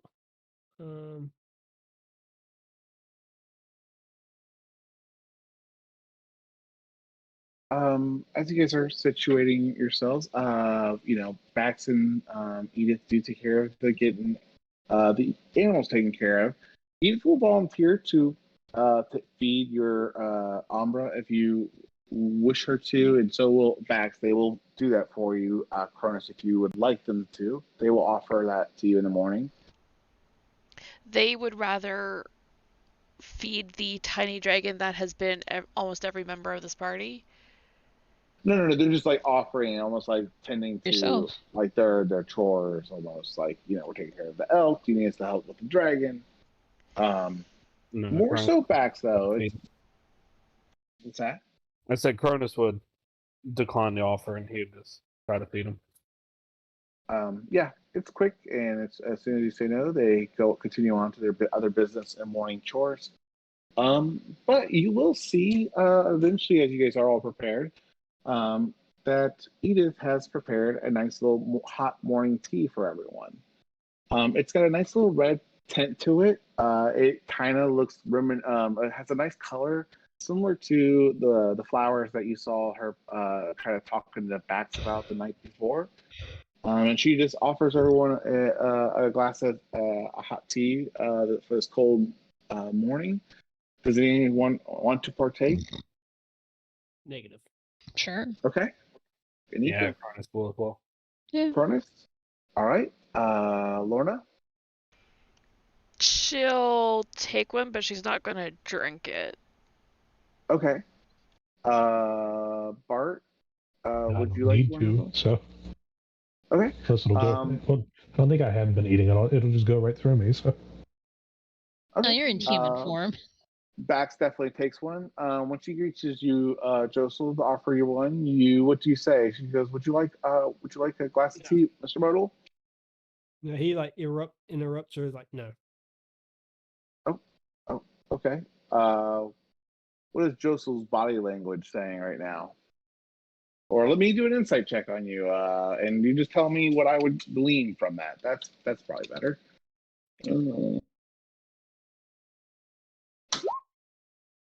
Yeah, I mean, he clearly doesn't want to be involved with her.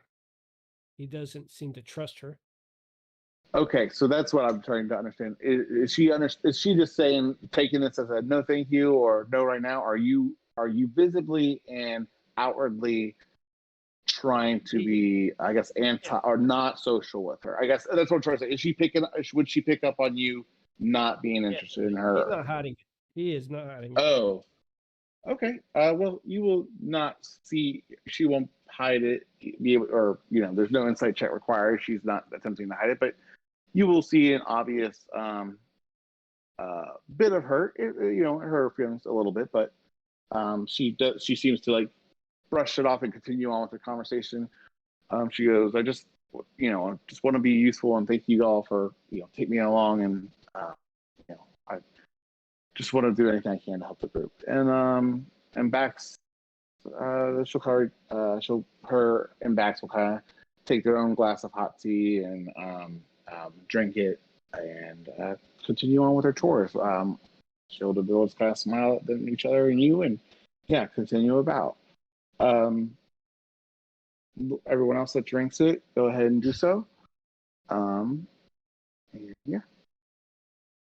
And it's delicious. It's got a little bit of a not as fragrant or sweet or any kind of rich flavor like that, but it's better than just plain old water. And it's kind of makes you feel energized for the day. I would like everyone that drank the tea this morning to go ahead and roll 1d10 hit point, temporary hit points.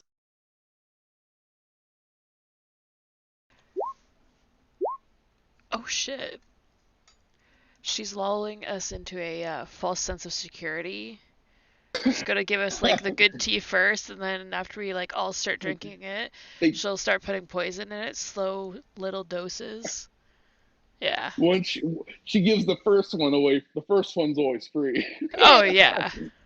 Well, she's gonna slowly poison it, but it'll be like in the Princess Bride, it's to build up our tolerance to poison. However, someone's gonna take it the wrong way. Yeah, I don't think I just don't even know how to give you guys anything anymore. Have I really ruined our trust that badly already? Apparently. It's the way it was. I've only presented. backstabbed you one time. Oh yeah, I hear you. So back to what you guys were doing. Eating breakfast. You guys probably would have. Faye would have probably told you what her meeting with her goddess would have been about. But I don't want to ruin Faye's reveal, so we'll wait till next session when Faye can be here to share herself. Is it relevant to where we're going? Yes, potentially. It is all relative, I guess I should say. Whether it's, it's kind of relative to where you guys are going a little bit, but not relative in the sense of it's preventing us from proceeding, or she's going to miss anything, or it's going to impact it immediately. We're good for tonight. Okay.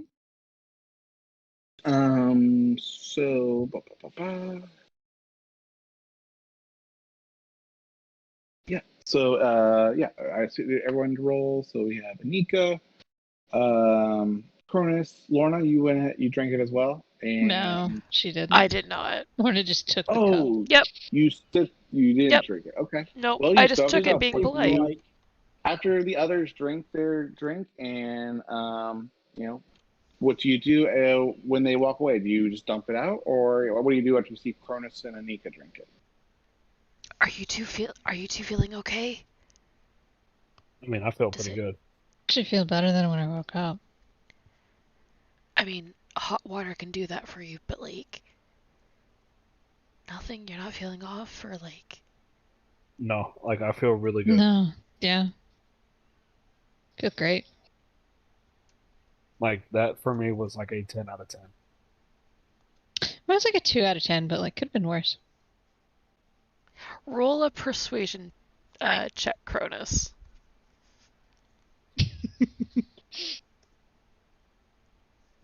I like it when you guys ask other players to roll. That's the thing. That's how I decide on things. It's like Okay, you're persuasive, but Megan can't make up her mind. She's not gonna dump it. Hearing that 2 out of 10 from Anika was like, oh, could be poison. Could be a hag in disguise. Who knows? Yeah, no, I pour it out behind wherever we're sitting. Yeah. Oh, go do that.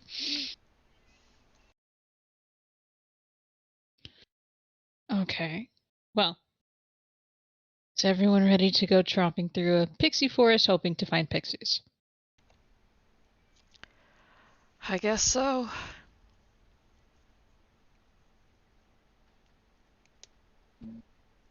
Then off we go. Okie dokie. Bear with me 1 second. I am missing Oh, my wait. cheat sheet.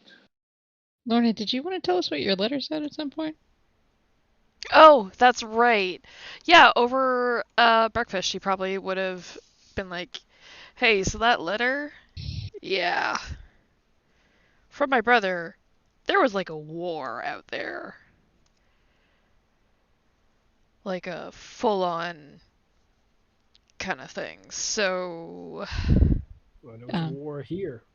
Can I read there it? was And she'll there is a war. hold out her hand. Yeah, she'll give it over.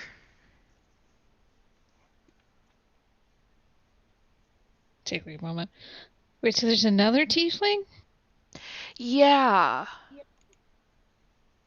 And also, oh nope, never mind. Nope. Doing my Have we bad habit. heard of another tiefling? Yes. You've heard. Well, you have heard of a tiefling, another tiefling to the east, and you have heard Quill mention brothers and sisters. So this is probably one of them. And it looks Great. like they might have a key. Well, we know they have keys. Yeah, but this one specifically has a key. Quill doesn't have a key. Yeah, that's kind of interesting that he doesn't have one. I mean, yeah. We could use you should use that against him when you insult him next. No, because then he's gonna get one. No. I mean, he's going to make it his life's mission, but then he's probably just going to come and fight us for one of the keys because we have 3. Exactly. You gotta... Exactly. I can't just throw any insult at him. Exactly. You gotta toe a line. Hey, Be slightly manipulative. You're the one that can do all that. I just word vomit and it gets me somewhere sometimes.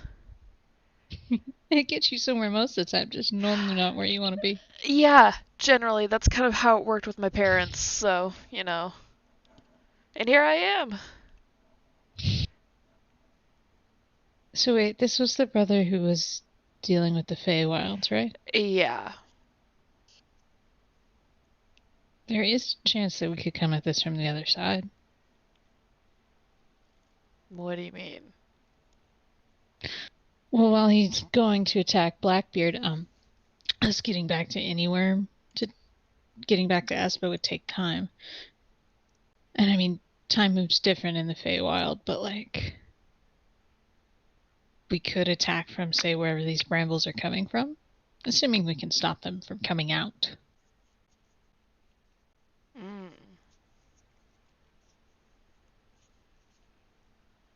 Maybe. Maybe. If we find my mother, that might help. She knows people there. There's some rabbit with a pocket watch.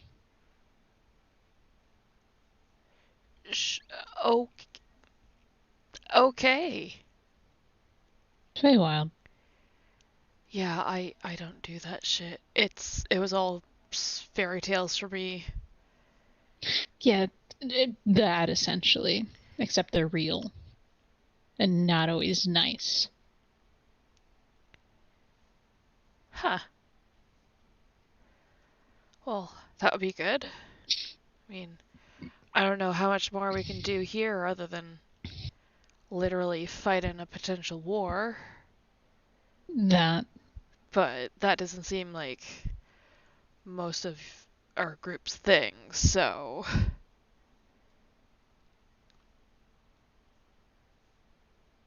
What? You mean the ex-pirate, the priestess of Illustre, me, and actually it kind of fits the three of you. Yeah.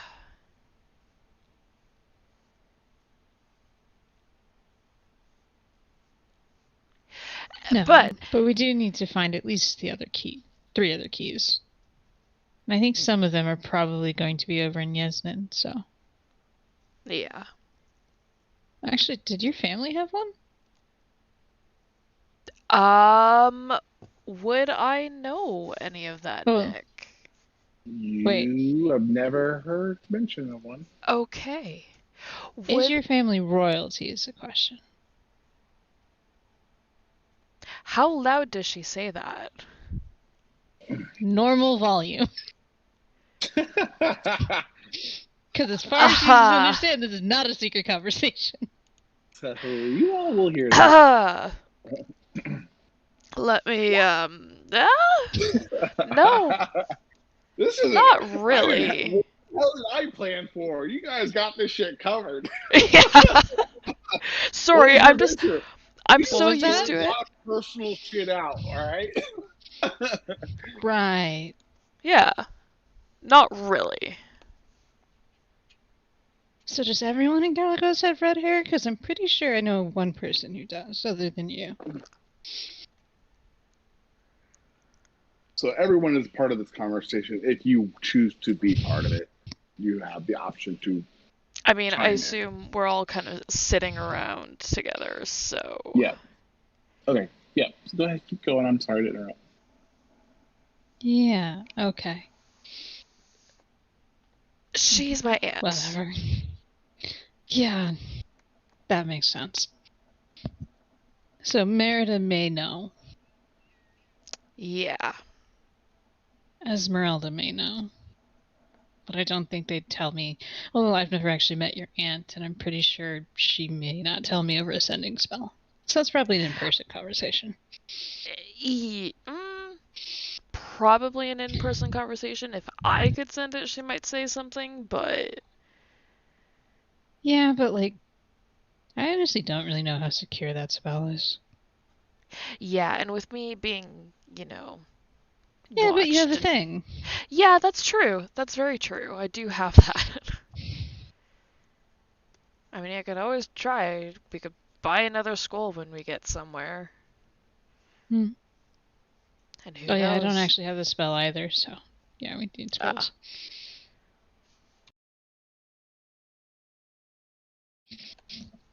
So I don't think they... Yeah, if they can't get over there, they don't have mirrors, so...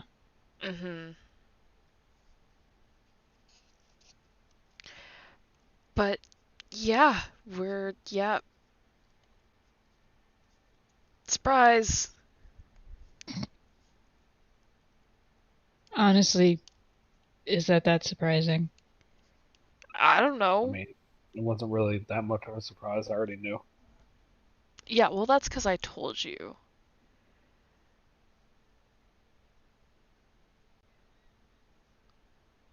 I mean, Bart's literally one of the founding members of the Pirate Council, so technically pirate royalty. I mean, that's true. Faye's a member of the Bonray family, also royalty. Mm-hmm.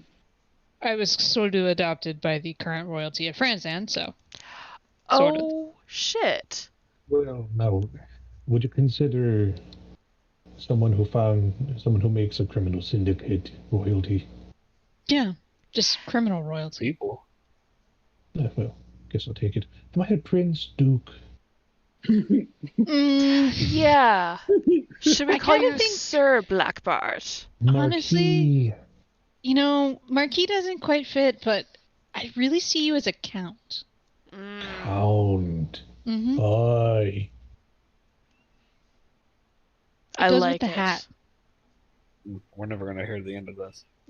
No, you're not. Josel, you wouldn't happen to be part of some royal family, would you? They're royalty. Sorry, I was part of the army, remember? Yes. I mean, you could still be royalty.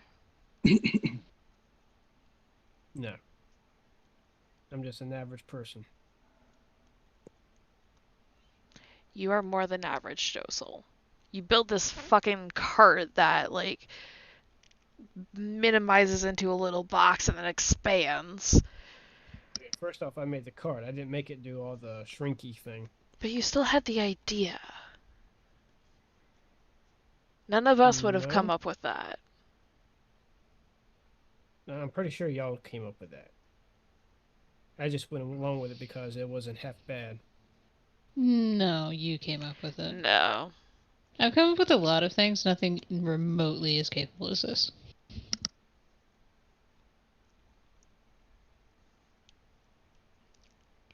Take the compliment, old man.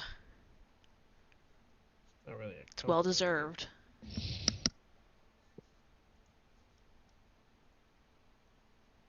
If I hadn't joined the military, I would have been a carpenter. It's that simple. Huh.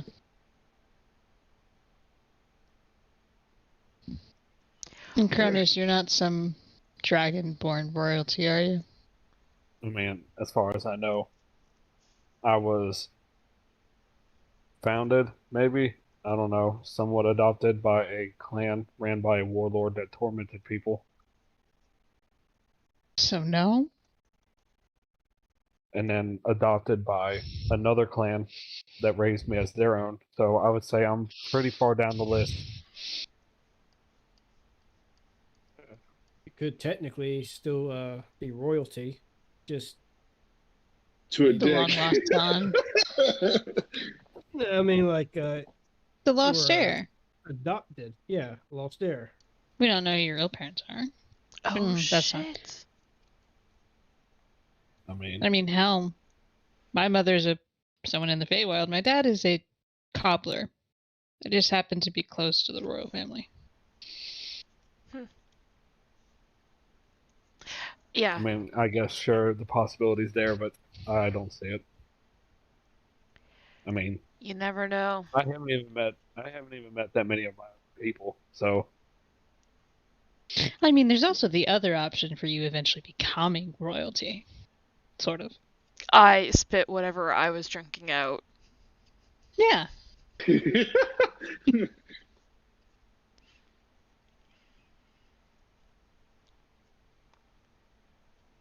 Also, are you really going to waste your ale like that, Lorna? I was not trying to. But thank you for reminding me to save my precious ale. should have Fax drank will the tea. approach you guys at this point and kind of ask you, so how are we taking the wagon, or am I, me and Edith, hanging back with the elk and just following behind? How do you, or, he's kind of inquisitive. Let's just look at what the plan is. He's already wearing kind of armor and the sword that he has, that you guys given him. He knows, he knows the protocol now. Edith will actually. Did you guys get anything for Edith? You guys don't. Nope. You armed her, so Nope. she only brought her own supplies then. So, She's Bart's responsibility. Bart, would you have brought any provisions for Edith prior to traveling? If not, she has some supplies of her own.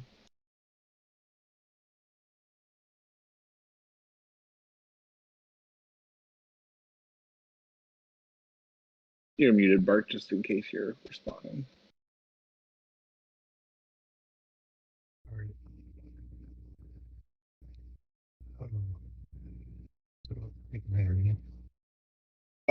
Very faintly.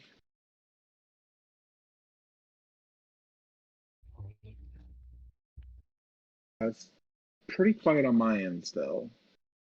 No, I can barely hear him. I can't hear anything.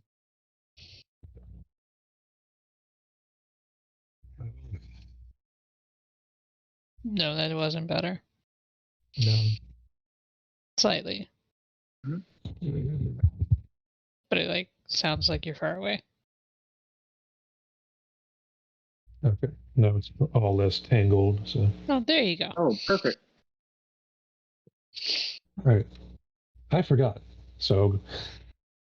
I mean, is there anything that within reason, is there anything that you would have thought to that your character would have probably bought for her. If there is, I mean, is there anything off the top? Obviously, without actually doing it, we can't like retcon magical items or things of that effect. But simple basic supplies we could always retcon a little bit. Is there anything that you would have picked up for before heading out? And probably not. No. Okay. He figures like, well, we're gonna be able to get water, and food isn't really going to be a problem because we can just eat fish. So. Okay. So I just want to make sure to give her anything extra, if there was. So she only has the supplies that she had when she first, met Bex, and only anything she would have picked up on her own before heading out. Yeah. So if she wants a magical dagger or something, she's gonna have to earn it. Yeah. She doesn't have any armor on. Just her kind of a simple dress that she's wearing. But she will have a simple, just a short bow, and a quiver with holding a few arrows on her back as she kind of prepares to walk into the forest with you all, or at least they are waiting your orders on what you want them to do. How are you guys proceeding? Should probably have them follow along with the elk while the early bird is a chest. Okay. Right? So collapsing the wagon then? Yep. All right. The wagon collapses, and you guys continue into the forest. Josel, are you leading the way, or who's in front? You kind of have the area fairly scouted to kind of get at least your foot in the door. Yeah, I'll always keep Ichabod a few, like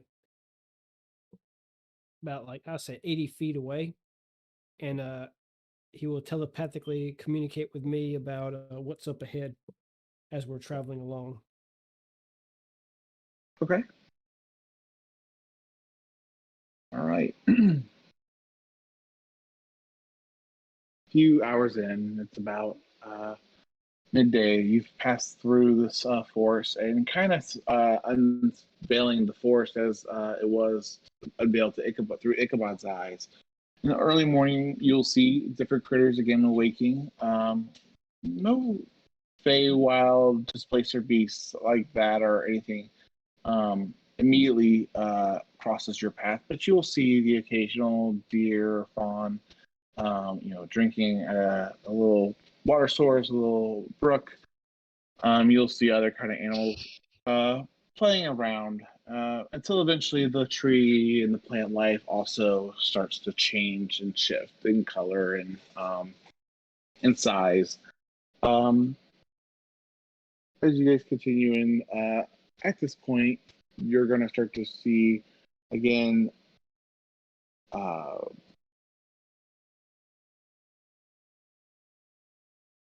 You know what? Yeah. Okay. So you're going to see different. The grass is different colors. The trees are starting to shift from browns to more hues of blue or purple. And you're going to start seeing again the plant size is changing. So larger flowers that normally would be growing up to only your knees. You see a more vibrant and larger blooms in here. You're just going to see some larger trees with massive bases than you had seen in the first part of the entry in the forest. Will also come across, let's see here. You'll come across other things like mushrooms that are of the size of a tree. They might not reach to the canopy of the existing trees that you're traveling through, but you will see various types of mushrooms. As you are continuing forward, go ahead and do a perception check for me. This will be for everyone. It's scouting and keeping their eyes peeled.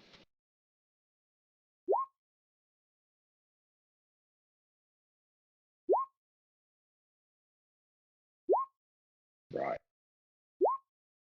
11 for Ichabod. For Ichabod. And Uh, 17 for Joseph. Okay.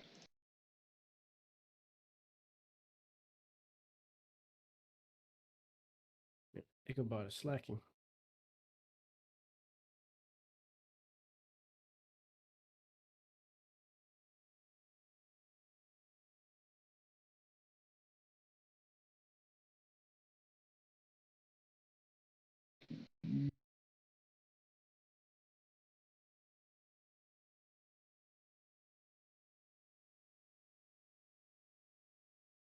I lost their information. Sorry. I lost the page. Where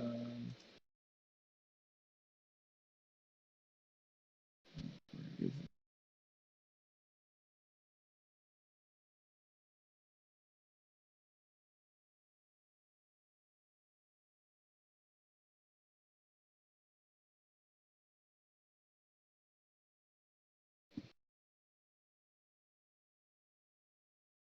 This is the Breakfast Club episode. Sorry, guys. One note, I think it should have synced. Everything else has been synchronizing over.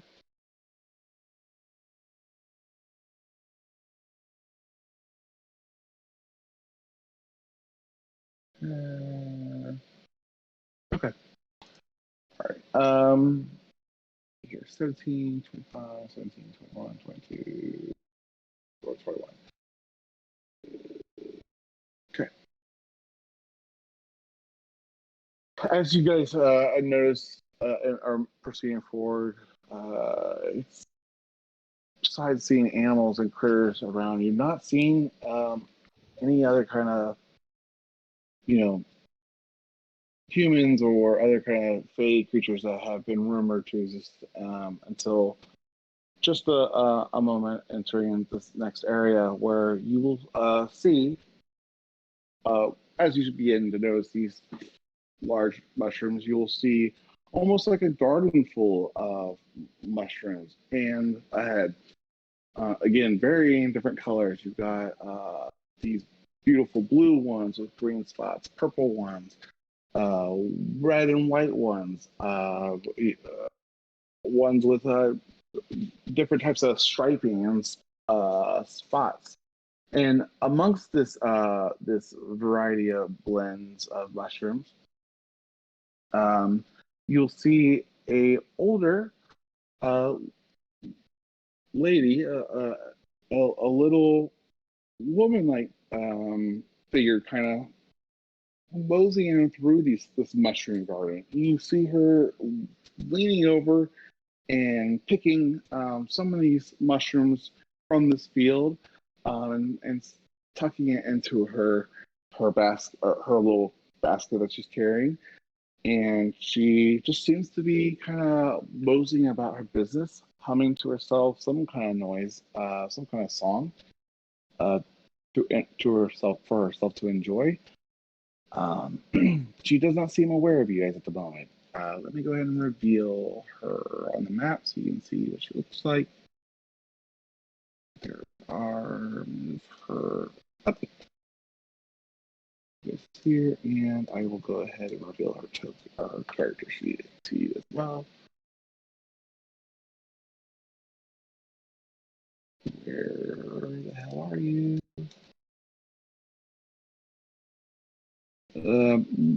It's okay. The character sheet just is, a picture of it. So I just want to make sure you guys get it. So, but that's the token right there. So you see this older lady, shorter stature, maybe a little bit, or roughly around the same size as you, Anika. Varying maybe a few inches. She's wearing this kind of dome-shaped hat on her head that has different types of plants and other kind of smaller mushrooms growing and sprouting off the top of it. Yeah, well, I'll pause there. What would you guys like to do?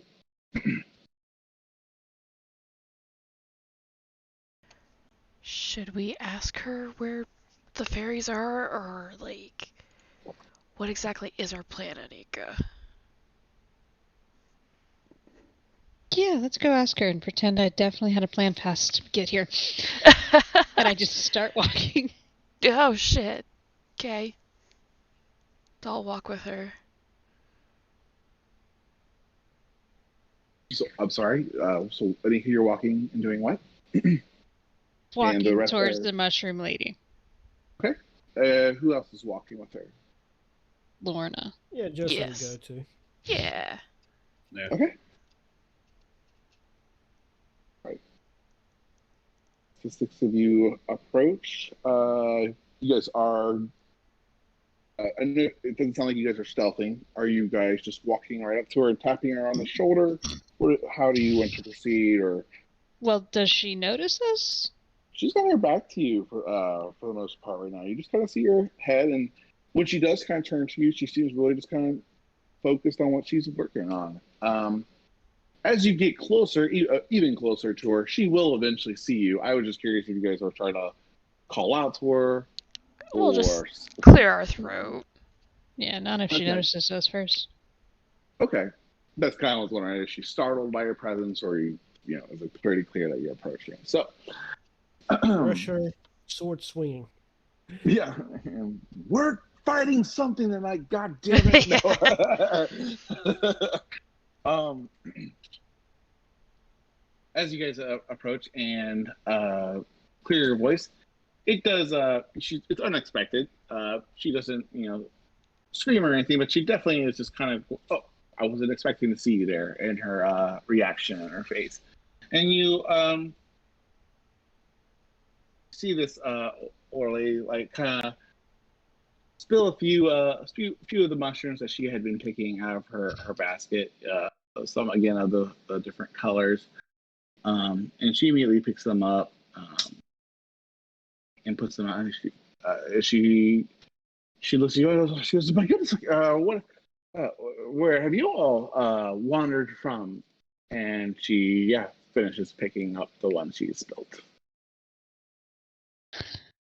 Oh, from around here. Are you from around here? Oh, why? Yes, I've been living in this woods for all my life. It's been a while since I've had I guess visitors that look like you, but I always enjoy seeing new faces that come to visit us. Have you come to partake in some of these delicious treats or other things that you can find in the woods? I mean, if we come across them, but we're... One of the last people you saw here, was he... And I look to Bart to what does Hook look like again?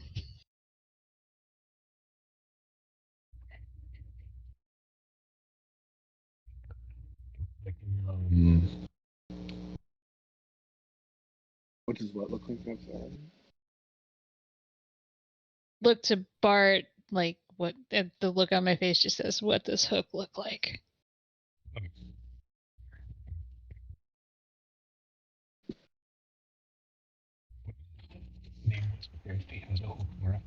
Your mic's gone out again. No. Yeah, I can't hear you. Might be angled away again.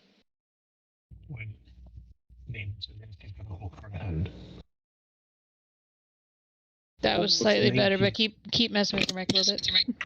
Okay. There we go. Oh, there we go. Well, look, name would suggest he's got himself a hook on his hand. Tall, bit lanky, has a mustache. Wears a lot of red. No, I haven't seen anybody like that match those descriptions in these parts. But it's a big forest. And she kind of just looks around up at the trees, and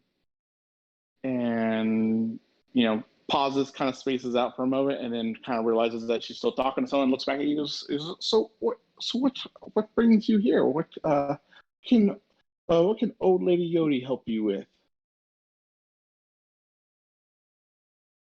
There's a colony of pixies here. We believe someone we're trying to find came to them. We'd like to know what they told him. Or at least passed by. She, as soon as you mention pixies, her face kind of frowns and her eyebrows kind of burrow. It's just, damn pixies, they always are picking on me, messing with my stuff. That sounds about right. Do you know where they are?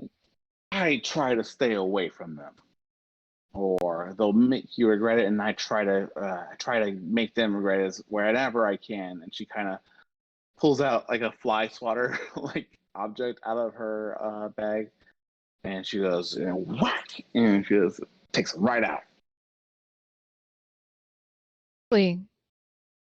So where is it you try to avoid where they are? You're very interested. Perhaps I could share with you what Yodi knows. But I am currently in the middle of something. As she kind of points to everything she's kind of picking and stuff. I'm currently gardening, and Yodi does not like to discuss foul pixies while I'm enjoying my pleasant gardens.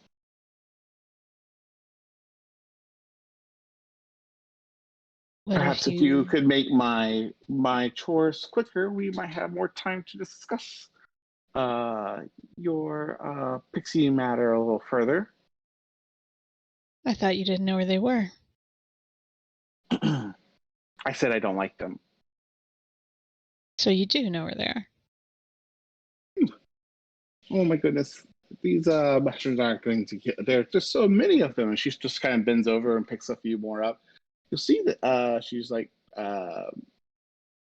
grabs a few different colors, and she holds a handful to you guys. And before you guys, even have the option to pick one, she goes and grabs a couple ones and goes, "Oh, these aren't mine," and she throws them in her bags. You'll see her grab a few of them, but then she offers the remainder to you all. So what you brewing? Oh, all sorts of things you can make for these. You can cook them, you can bake them, you can brew them, make tea out of them. You can use them to cure ailments. They're some for sustenance and others for enjoyment and pleasure. All sorts of things that you can use with mushrooms. Mushrooms are the key to everything. Everything. This whole world is because of these wonderful creatures. Well, don't mind if I do. And he'll take one and eat it. Okay. Go ahead and give me a. Let me see here. Hope you packed your bags. You're going on a trip. Let me roll something and see which one you would have. Would you like to pick a specific colored one, Bart? One that it fancies your eye? Just going random. Okay, let me just roll something for you then.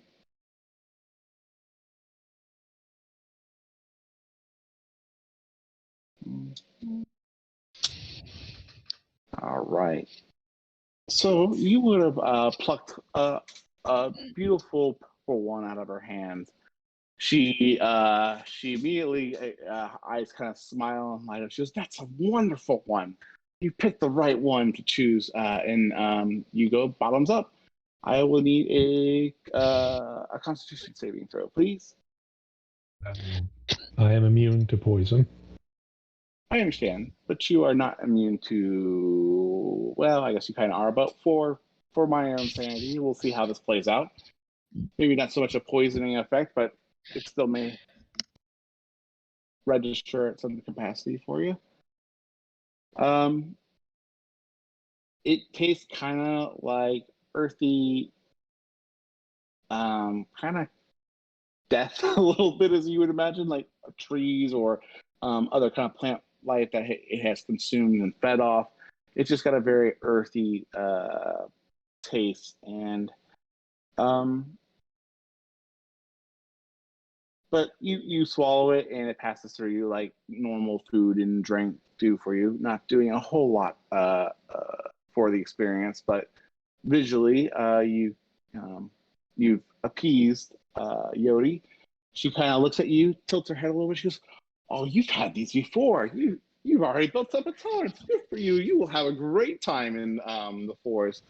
Just be careful. Be careful. Don't indulge too much." Could I insight her head tilt? Yeah, definitely. To see if she was expecting this or not. Mm-hmm. Go for it. Yeah. Okay, let me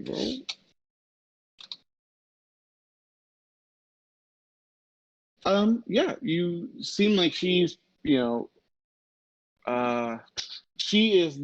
was expecting you to feel something or to experience some kind of effect from the mushroom, definitely. She's like, huh. Her reaction and her words to follow the head tilt kind of suggest that she expected you to kind of have some kind of pleasure from that species.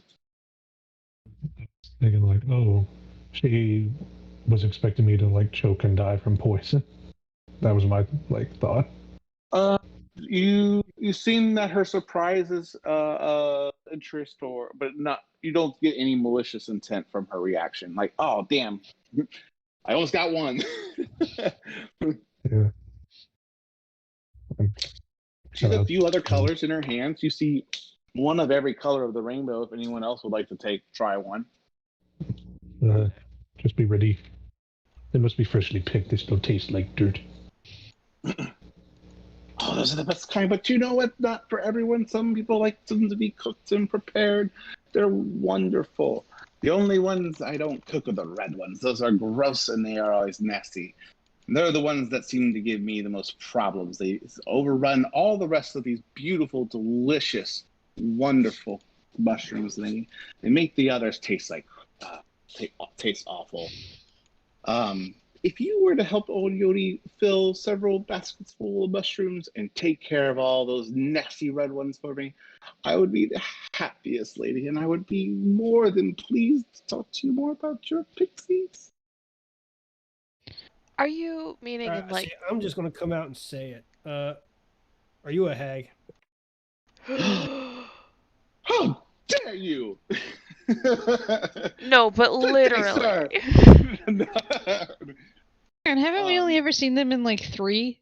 She's completely offended. How could you? I'm terribly. I go over and I pat her on the shoulder. I am so terribly sorry for what this man said about you. We unfortunately have had some problems with some sea hags, and so we're very suspicious of people, unfortunately. But you seem like the nicest little lady. As you pat her back and feel the gnarly and knotty root nose of her what do they call that when you're hunched over? The humpback. No. Yeah. No. Yeah, but yeah. But no, you don't feel that. You pat your hand on her back and you feel that she kind of upset and just like, I am not a hag. I am a gnome, and I'm lived here all this time without being disrespected and keeping to myself.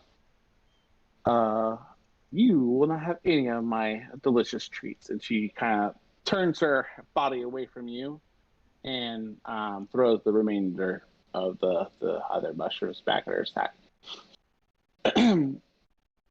A particular I must way to be get off to my business. If you, I must make work of this. If you choose, if you're not going to help me, I have to get started. I have to keep moving. Well, one moment. Is there a particular way to get rid of the red mushrooms, and are they likely to try to attack back? They're mushrooms, sweetheart. And she says, you just bend over, you pluck them and place them in your basket. There's just so many of them. I try to pick them every day, but they always seem to grow back. I have to keep up with them, otherwise they just can't.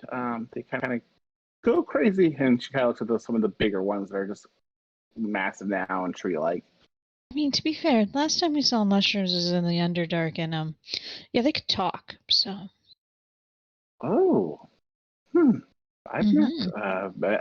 If you eat the right colored one, they might speak to you. But No, these ones like sprayed something in the air. I think they talked to. Didn't they talk to you? And she looks towards Cronus, not saying his name.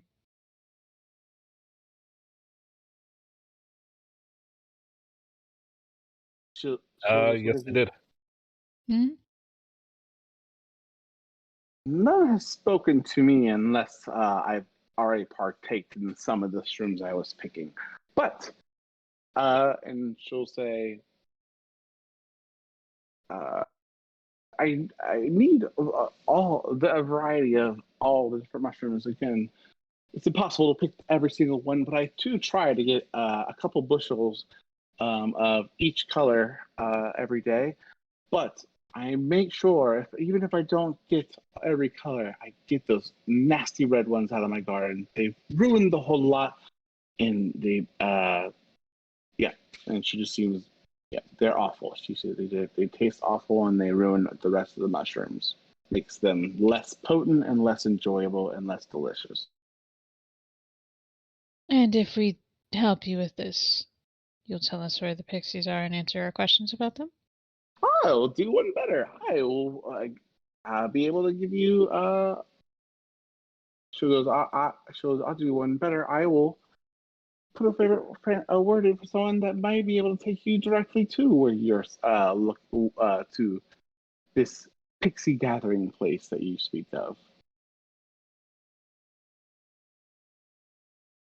Yes, but I insist you. I insist. If you're going to get started, I insist you start now. I insist.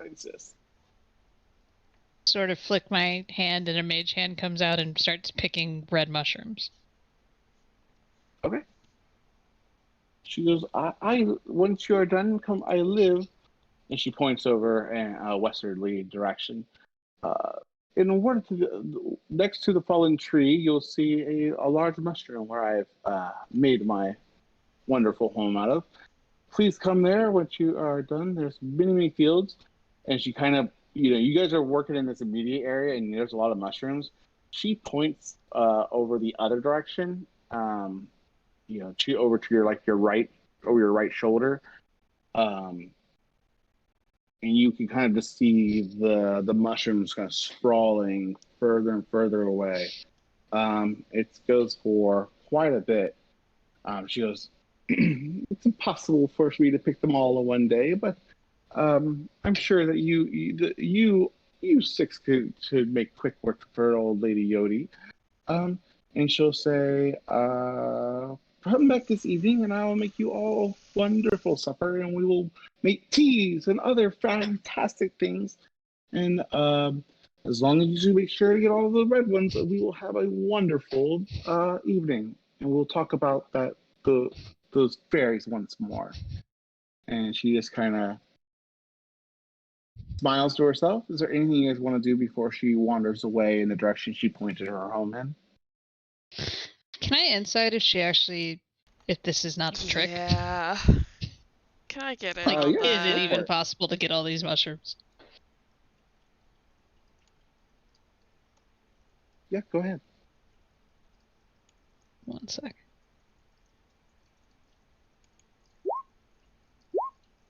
Okay.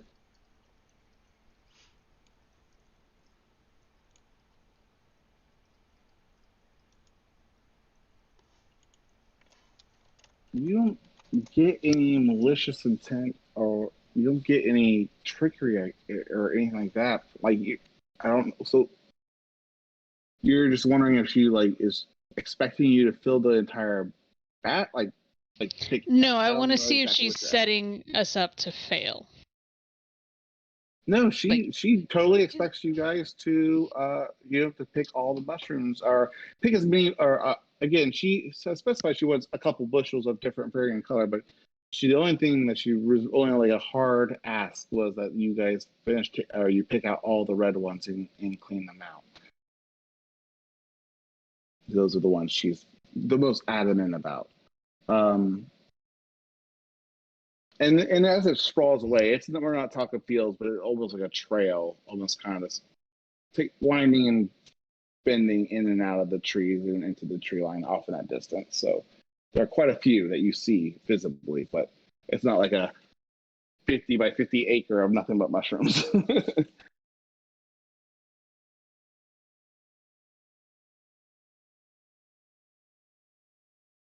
don't know if I answered your question enough, but so yeah, she's not tricking you in her request. No, she seems excited about having you guys all over for dinner and supper. Well, Yep. I hope.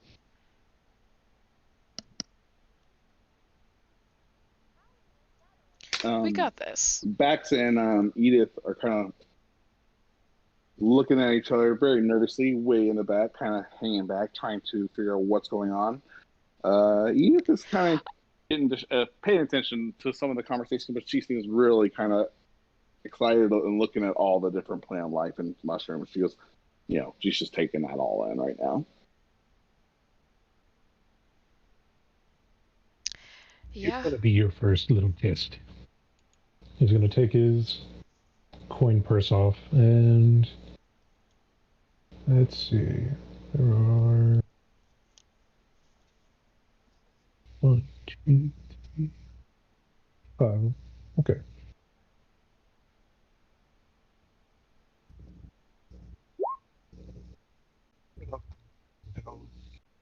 Hand Josel his coin purse. Tie that onto your belt. Okay. Here's going to be your first test, Edith. While we're out picking mushrooms, I would assume at some point we're going to be splitting off to get these little buggers. I want you to get that coin purse off of Josel without him noticing. Is Josel, obviously Josel's part of this conversation. She looks very nervous about this request. She goes, I don't think Mr. Myrtle would like that, Captain Bart, very much. He's fine. He's fine with it. Aren't you fine with it? He just looks at Bart.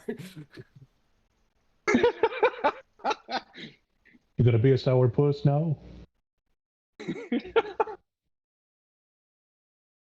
Why have we not had? All right, I love this.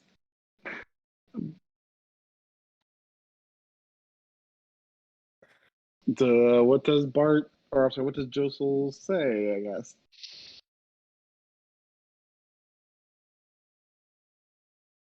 She kind of nervously, I guess, looks at you and back at Captain Bart, trying to see what you guys have decided.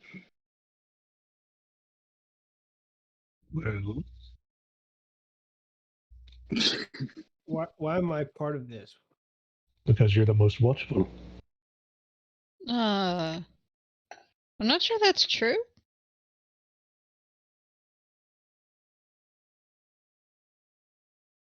All right, fine. What if she asks her? So what if he catches me? Don't get caught. Then you fail. She looks very, very nervous and stressed out about this, even more so than before now.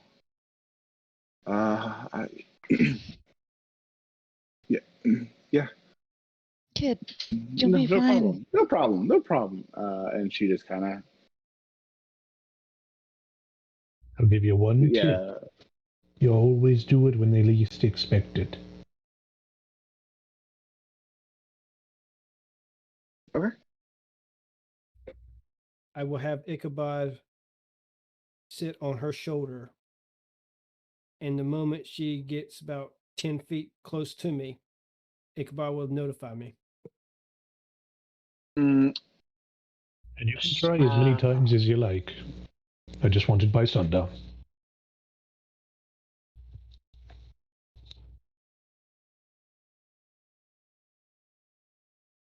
I'm going to say she's not going to want Ichabod to sit on her shoulder, but, obviously you can have Ichabod hover you and her as long as you'd like.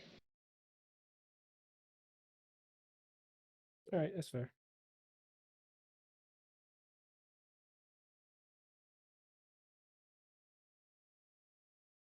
She'll nod, immediately see you send Ichabod in the air.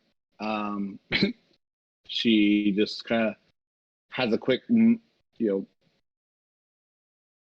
she shows a facial expression that she is clearly having a quick moment to herself to consider the large request and ask of this task, and she goes about getting.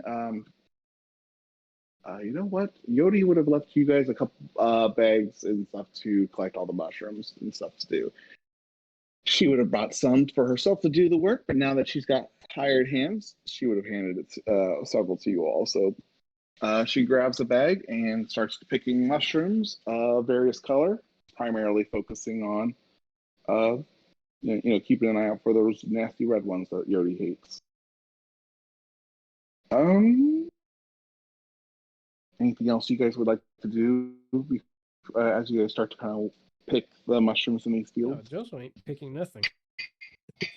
No, okay. Let me ask, what's everyone doing? Let me just I'm see picking what you mushrooms. guys are doing there. Okay. I will pick mushrooms. I don't trust that old lady. I am mage handing mushrooms while keeping an eye on Edith because this is interesting. I'm not going to try and stop her, but just paying attention. You with your high passive perception, you will catch as you go through this picking process. You too, Bart, you would notice this with your high perception. She's obviously, I'll just say, with your passive perception, you wouldn't notice, and you will notice her making momentary long glances over at the coin purse, and then realizing that you guys are noticing her notice, and quickly, nervously, kind of, or going back to her business this room, like she wasn't interested in what was hanging from her. Oh shit. Okay, I got a whisper I have to think about now. Yeah, you just catch her obviously contemplating, considering it, but for the first little bit of this picking, you guys would not see her do anything or make a move. She's clearly watching everyone to watch her. If she catches my eye, I just wink at her and continue doing what I was doing. Okay.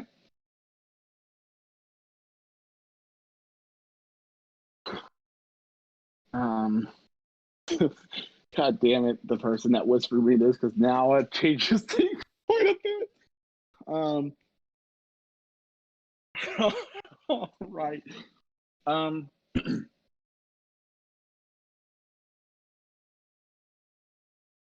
got rest of that.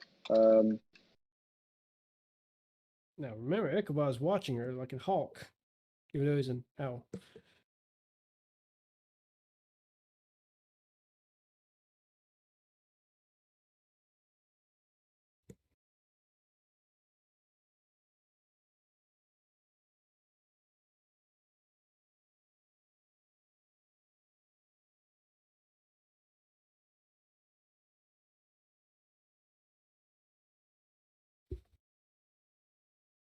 Thank you, Cronus.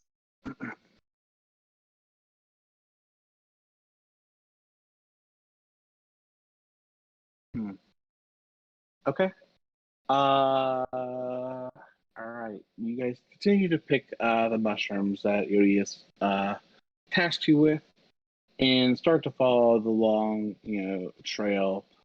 Eventually, about 30, 45 minutes into it, kind of picking and stuff, you made decent progress. Again, you're not trying to get every single one, but you are picking up a good amount from around the area, so it's thinning out the overall garden, and so that none of them kind of get too unruly, picking out the ones that are obviously at full maturity and probably the tastiest. You continue down this winding garden. And you will start to hear laughter kind of coming from up ahead. Out of line of sight, it's between too many trees and other things that are that is kind of in the middle of your view, but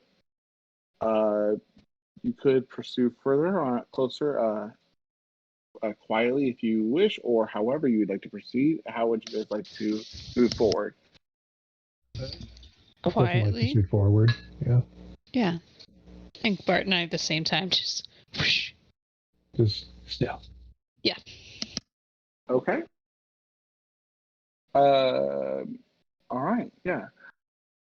So you all are attempting to stealth at the moment, then, or are you trying to tell everyone? Like, are you trying to tell Bax to be quiet, or are you all? I just kind of need to know what the whole group's trying to do. So, I don't know about oh, the. sorry.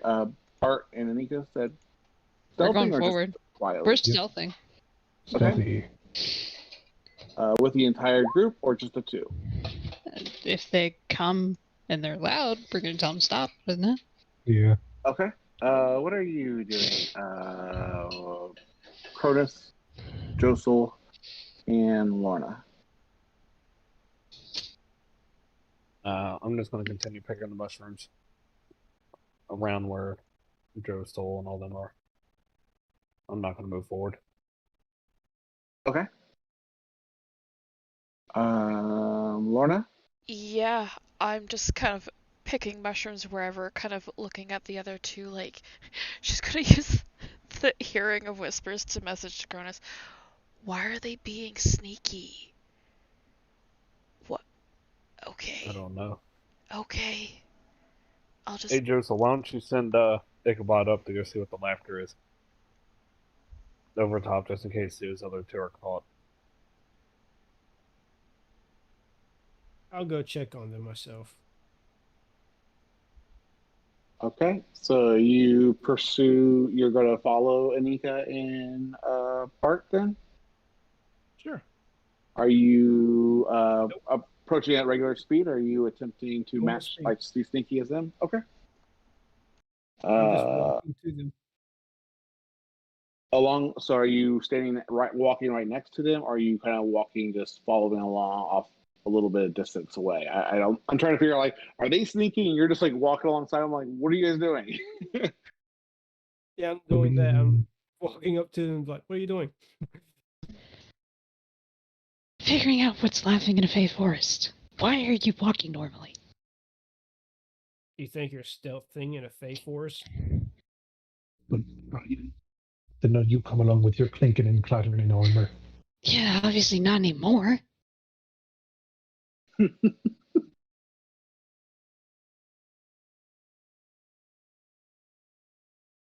I'm pretty sure everything knows you're here.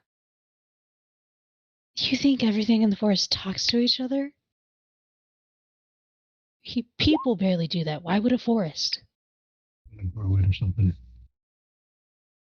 At this point, you guys already hear another loud outburst of laughter coming again for several feet ahead through the woods, where the kind of the mushroom trail is leading, if you stayed on that mushroom trail. But sorry, keep going though. Are you going to come quietly or are you staying here? Because those are kind of the two options.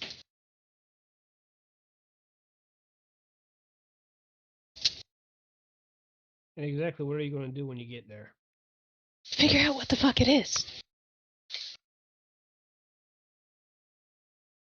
Because if it's the pixies, then I don't have to continue to pick mushrooms.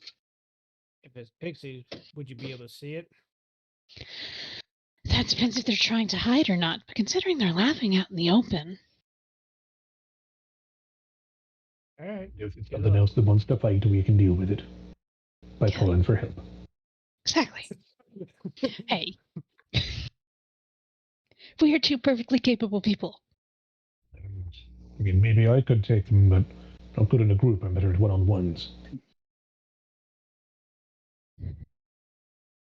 Be my guest. Have fun. And don't lose my money.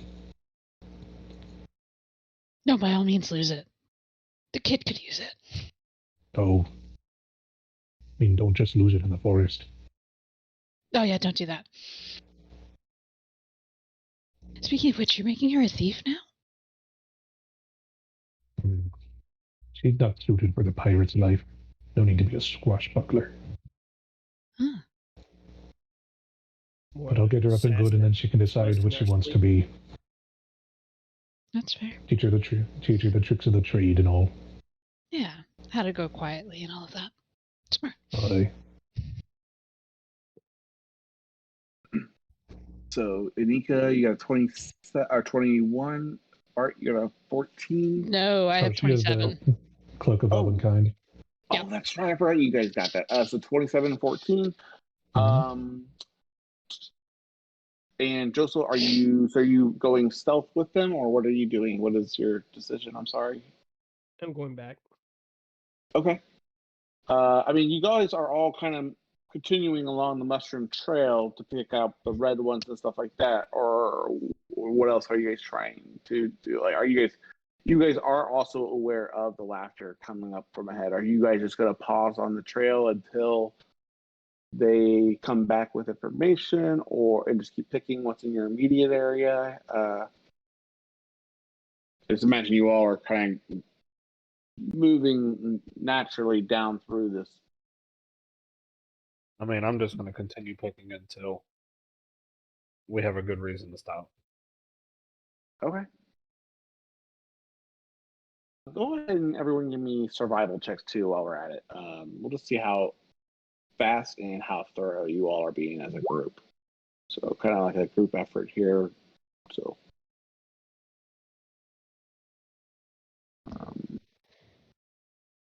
Could I argue potentially Arcana since I'm not actually picking with my hand, but Mage Hand?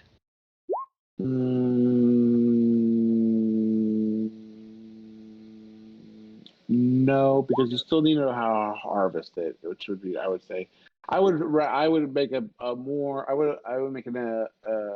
would or let nature satisfy it maybe. Nah, survival's better. Oh, All never mind. Cute. All right. So Bart, Lorna, Cronus, Anika, and we're missing Mr. Modal. Are you not? Oh, sorry, Mr. Modal said he's not picking at all. So let me roll for Bax and yeah. Survival's wisdom, right? Yes. Mm-hmm. And for Faye? Faye doesn't want to get her fingers dirty either. She's with Josel. One has to. I have to do it this way then. We're getting all the mushrooms.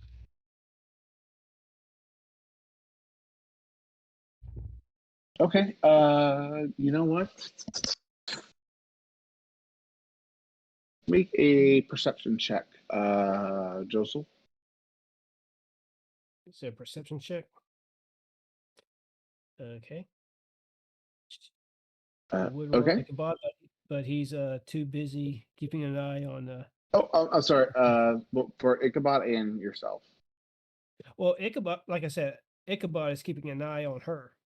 I understand, but I also said he's not riding on her shoulder, so there is the potential that there is, even briefly or momentarily, it is the possibility that overgrowth or trees or branches could momentarily break line of sight. All right. 20. Okay. You go ahead. So Bax is doing a great job on, picking up the mushrooms and things like that. Let me do this roll.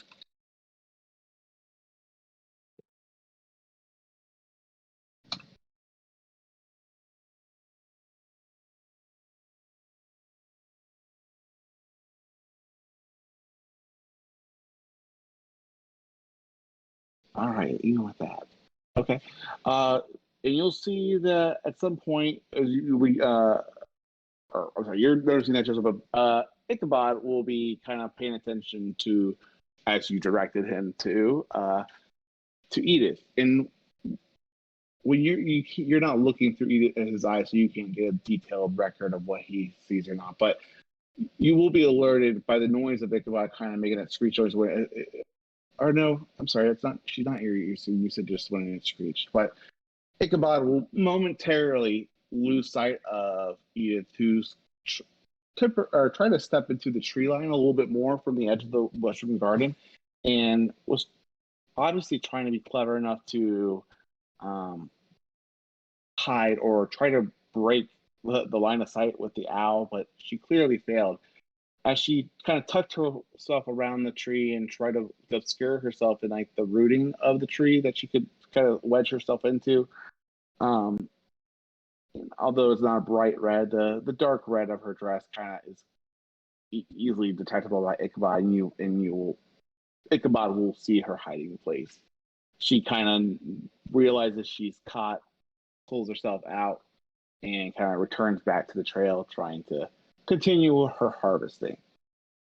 Bart and Anika, as you guys continue forward with your sneaking ahead, you will hear that laughter and growing louder. And you'll also start to hear music starting to be played. Some on strings and some on flute. It seems that there are maybe a few individuals ahead laughing at something, or obviously enjoying themselves.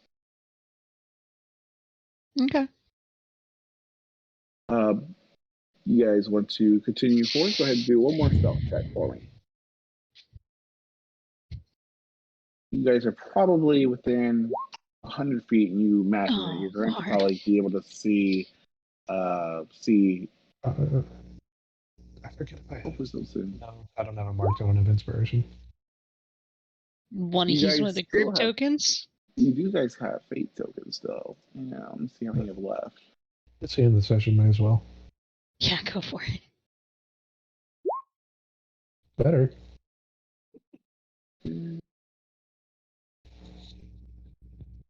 Oh. Good lord. I mean, it's better. It is better. It is better. All right. And Anika, you got a 27. Anika, go ahead and give me a dexterity saving throw. Okay.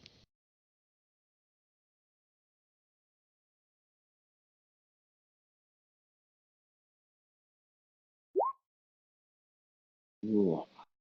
All right. So, you guys are making your way closer and closer. Again, about, 100 yards out.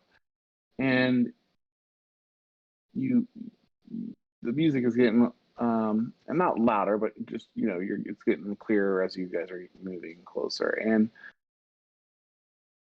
as you guys are making your way to try to get to a position where you can see what you guys are tracking or trying to investigate, one of the trees, the roots of one of the trees, inexplicably, or Bart, at least from what you saw, almost moved on you as you started to approach, and being unexpected, caught you off guard and made you kind of take a quick little tumble forward, kind of falling into smaller plant life in the area. Anika, trying to see you start to take a little bit of a misstep, tries to kind of reach over and help you out, but she's just too far away and not quick enough to react to you. You don't outright fall on the ground, but you both kind of look at each other, knowing that that amount of, it wasn't a quiet stumble either. Luckily enough, you guys are still quite a bit away out, and it doesn't seem like the music is stopping nor the laughter.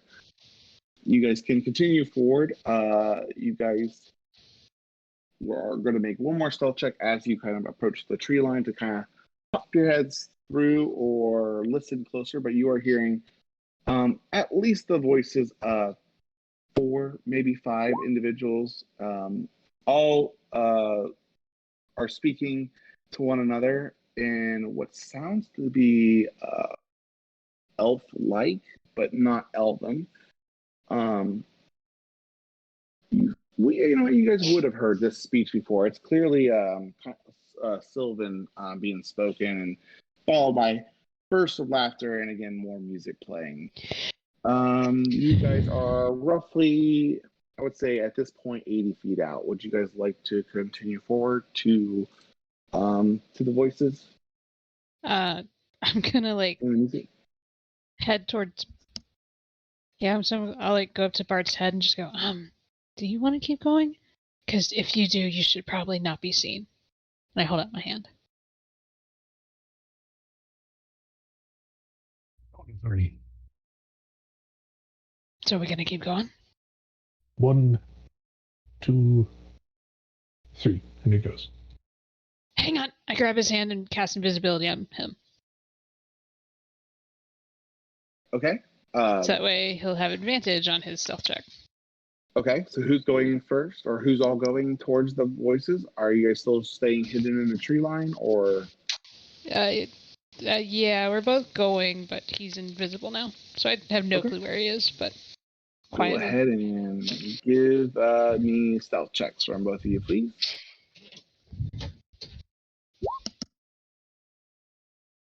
There we go. And one more from you, Lady Anika. 16. Okay. You guys approach the tree line where you hear the noises coming through, peek through, and see a little bit of a campfire started, and 5 satyrs kind of dancing around in a field of mushrooms. They seem to be laughing and enjoying themselves. You will see several of them or a few of them sitting on the ground and kind of leisurely playing their instruments and just enjoying themselves. They have what seems to be their own kind of they're just enjoying themselves, and you see around them again another grand field of mushrooms all around them. Several red ones, several like clumps of those red ones kind of sprawled around. You see that as they kind of are dancing and playing around them. But again, even more variety of colors, spot striping mushrooms in this area. And they seem to be, partaking in the delicacy. Is there anything you guys would like to do?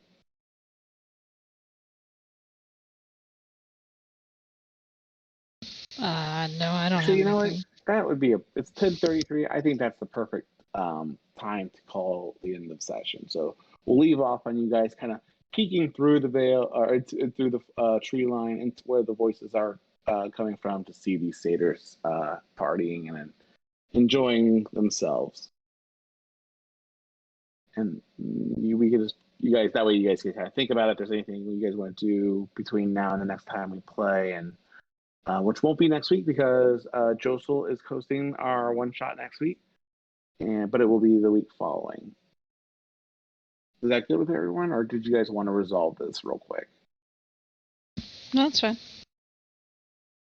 Sounds good to me. Let's wait.